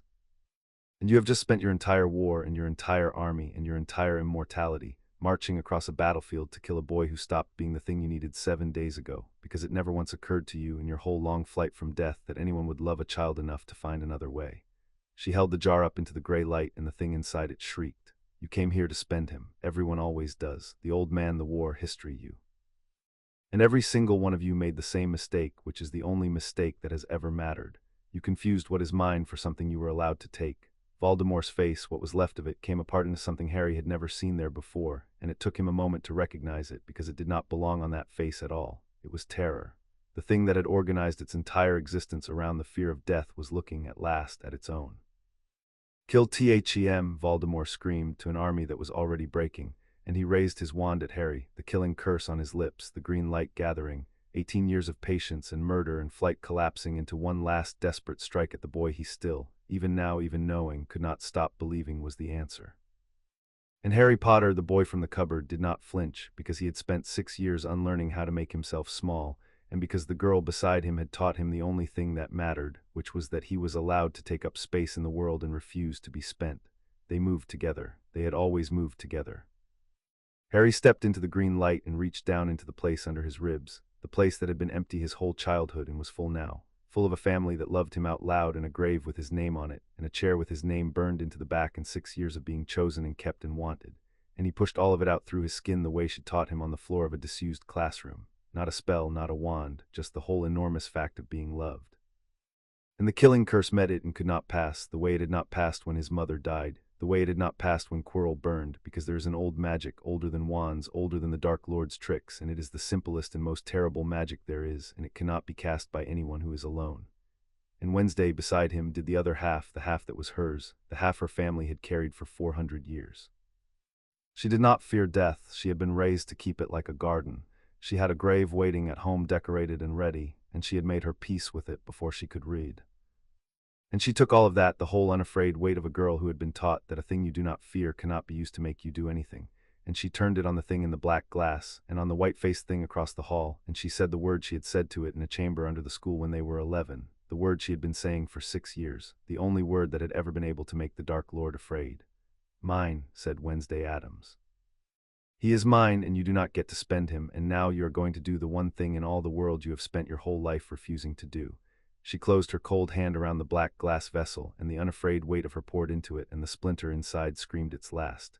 "You are going to die, properly, the way everyone does, the way you should have done 60 years ago. And there is no anchor left to stop it, because we took the last one out of the boy you marked for it, and we are not afraid of the thing you have run from your entire life, and that immortal one is the only difference that has ever mattered." The black glass shattered in her hand. The last splinter of Lord Voldemort's soul came apart in the grey morning air, unmoored, anchorless, with nowhere left to flee, and across the hall the white-faced thing that had run from death for 60 years felt the last of its purchase let go. The killing curse, meeting the old magic, turned. It always turned. And this time there was no fragment hidden in a hidden vessel to catch the falling soul, no anchor in a boy's forehead, no locket, no ring, no cup, no diadem, no snake, nothing at all, only a mortal man who had spent his whole life making himself impossible to kill and had just in a single morning been made killable by 2 children who loved each other more than he had ever loved anything. Lord Voldemort fell. He fell the ordinary way, the way everyone falls, as he had spent 60 years and 7 anchors and an entire war refusing to fall, and there was no coming back from it, because there was nothing left to come back to, and the thing that had cast its shadow over 2 worlds for a generation ended on the floor of the great hall as exactly what it had always, underneath everything, most feared being. A dead man like any other, mourned by no one. The hall was silent, and then it was not. It was over by full morning, and the cost of it lay across the grounds in the grey light, and Harry walked out into it with Wednesday's cold hand in his, and did not look away from any of it, because she had taught him that too, that you do not look away from the dead, that looking away is the only disrespect that matters. They found Dumbledore on the wreckage of the West Bridge, his face turned up toward the castle, peaceful, an old man who had bought his minute and chosen his fall, and Harry stood over him a long time. He did not forgive him, he had said he wouldn't, and he had meant it, but he knelt and he closed the old man's eyes, and he said quietly, "You stood at the back after all. Thank you for the minute," and that was its own kind of grace, the kind that is harder to carry than forgiveness, exactly as he had promised it would be. The marked army had broken and scattered with the fall of its master. The defenders came down off the walls into the morning, the Order and the Orbit and the strange, terrible family, and they found each other in the wreckage and held on, the way people do who have come through a thing alive that they had no right to survive. Hermione and Ron, soot-black and shaking, crossed a final ruined board to reach the friends they had crossed the first one to reach when they were children. Neville stood among the fallen like a tower. The whole long line of outcasts and odd ones that a girl in black had been quietly gathering since she was 11 gathered now, one more time, kept. And the Addams family came through the smoke loud and many-handed and entirely alive, because of course they were alive. They were Addamses. They did not die so much as accumulate. Gomez wept with joy and with grief and with the simple, overwhelming fact of his son walking toward him whole. Morticia took Harry's face in her cold hands and looked at the smooth, unmarked forehead where the scar had been and said nothing, because there was nothing that needed saying, because the verdict had been delivered 6 years ago on a train and confirmed every day since. Pugsley put a heavy hand on Harry's shoulder. Grandmama announced that everyone was far too thin and that there would, immediately, be soup. The story of it went out across the country before the smoke had finished rising, and it was not the story anyone had been prepared to tell. For a generation, the wizarding world had braced itself for one of two endings: the Dark Lord triumphant, or the boy who lived dead in the winning, a noble sacrifice, a martyr for the cause, a child spent for the greater good, exactly as a great old headmaster had quietly intended. That was the shape every prophecy had promised and every strategist had assumed. It was the only shape anyone in power had ever been able to imagine, because the people in power had all, every one of them, been raised in a world that believed the necessary terrible thing was the only thing. And instead the country woke to a third ending that no one had thought to plan for. The Dark Lord was dead, properly dead, the ordinary way, with no anchor left to drag him back. And the boy who lived was alive, not martyred, not spent.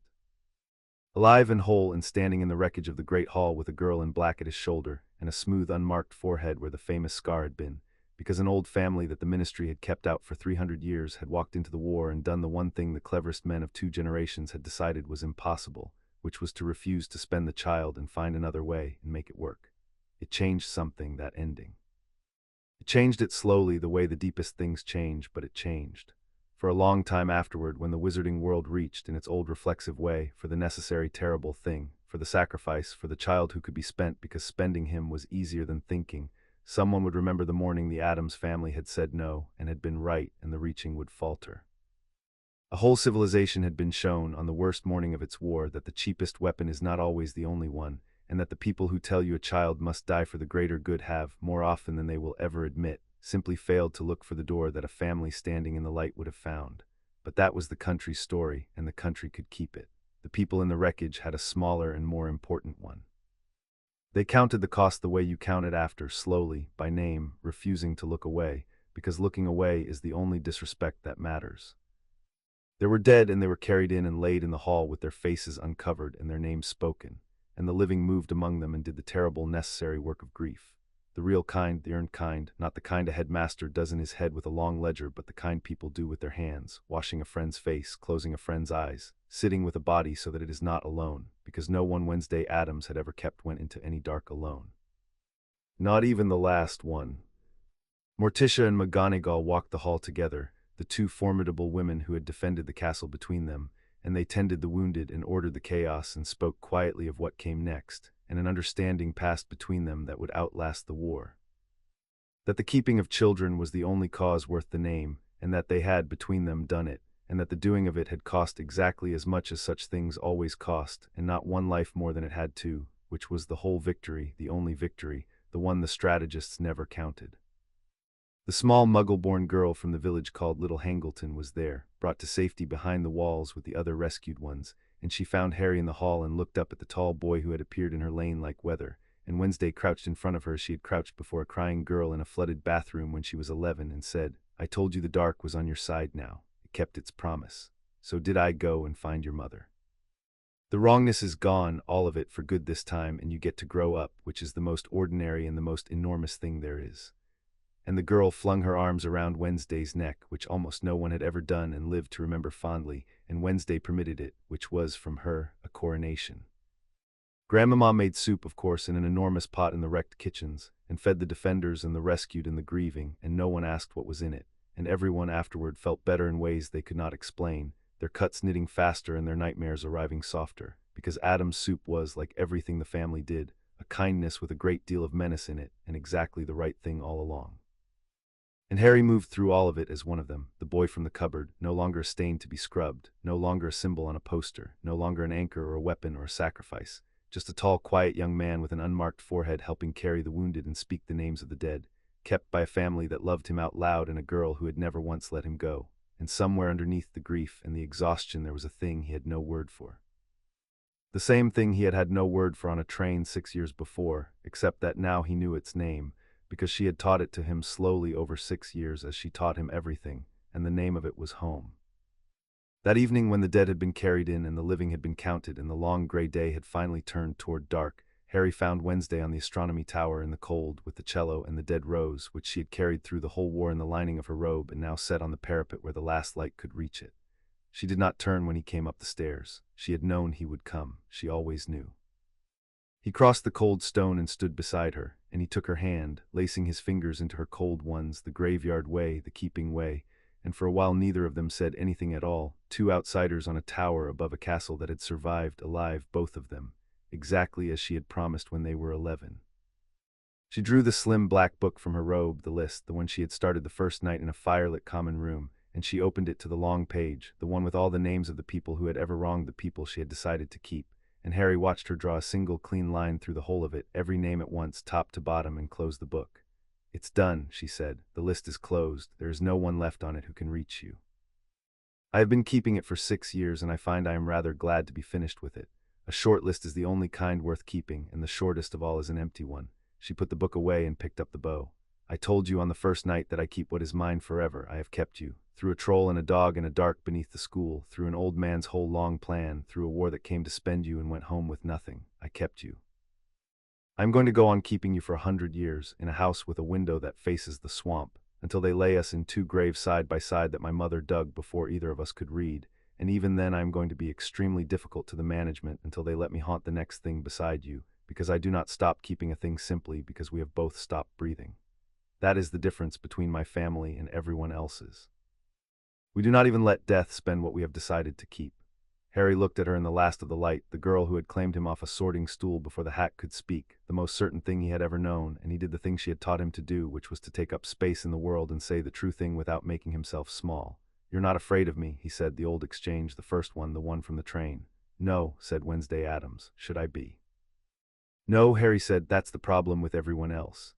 And she did the thing she did instead of smiling, the thing that was warmer than any smile, and she leaned her head against his shoulder on the cold tower above the surviving castle, just that, just the cold weight of her against him, devotion first and last, the rest a long, unhurried life away, and lifted the bow and played.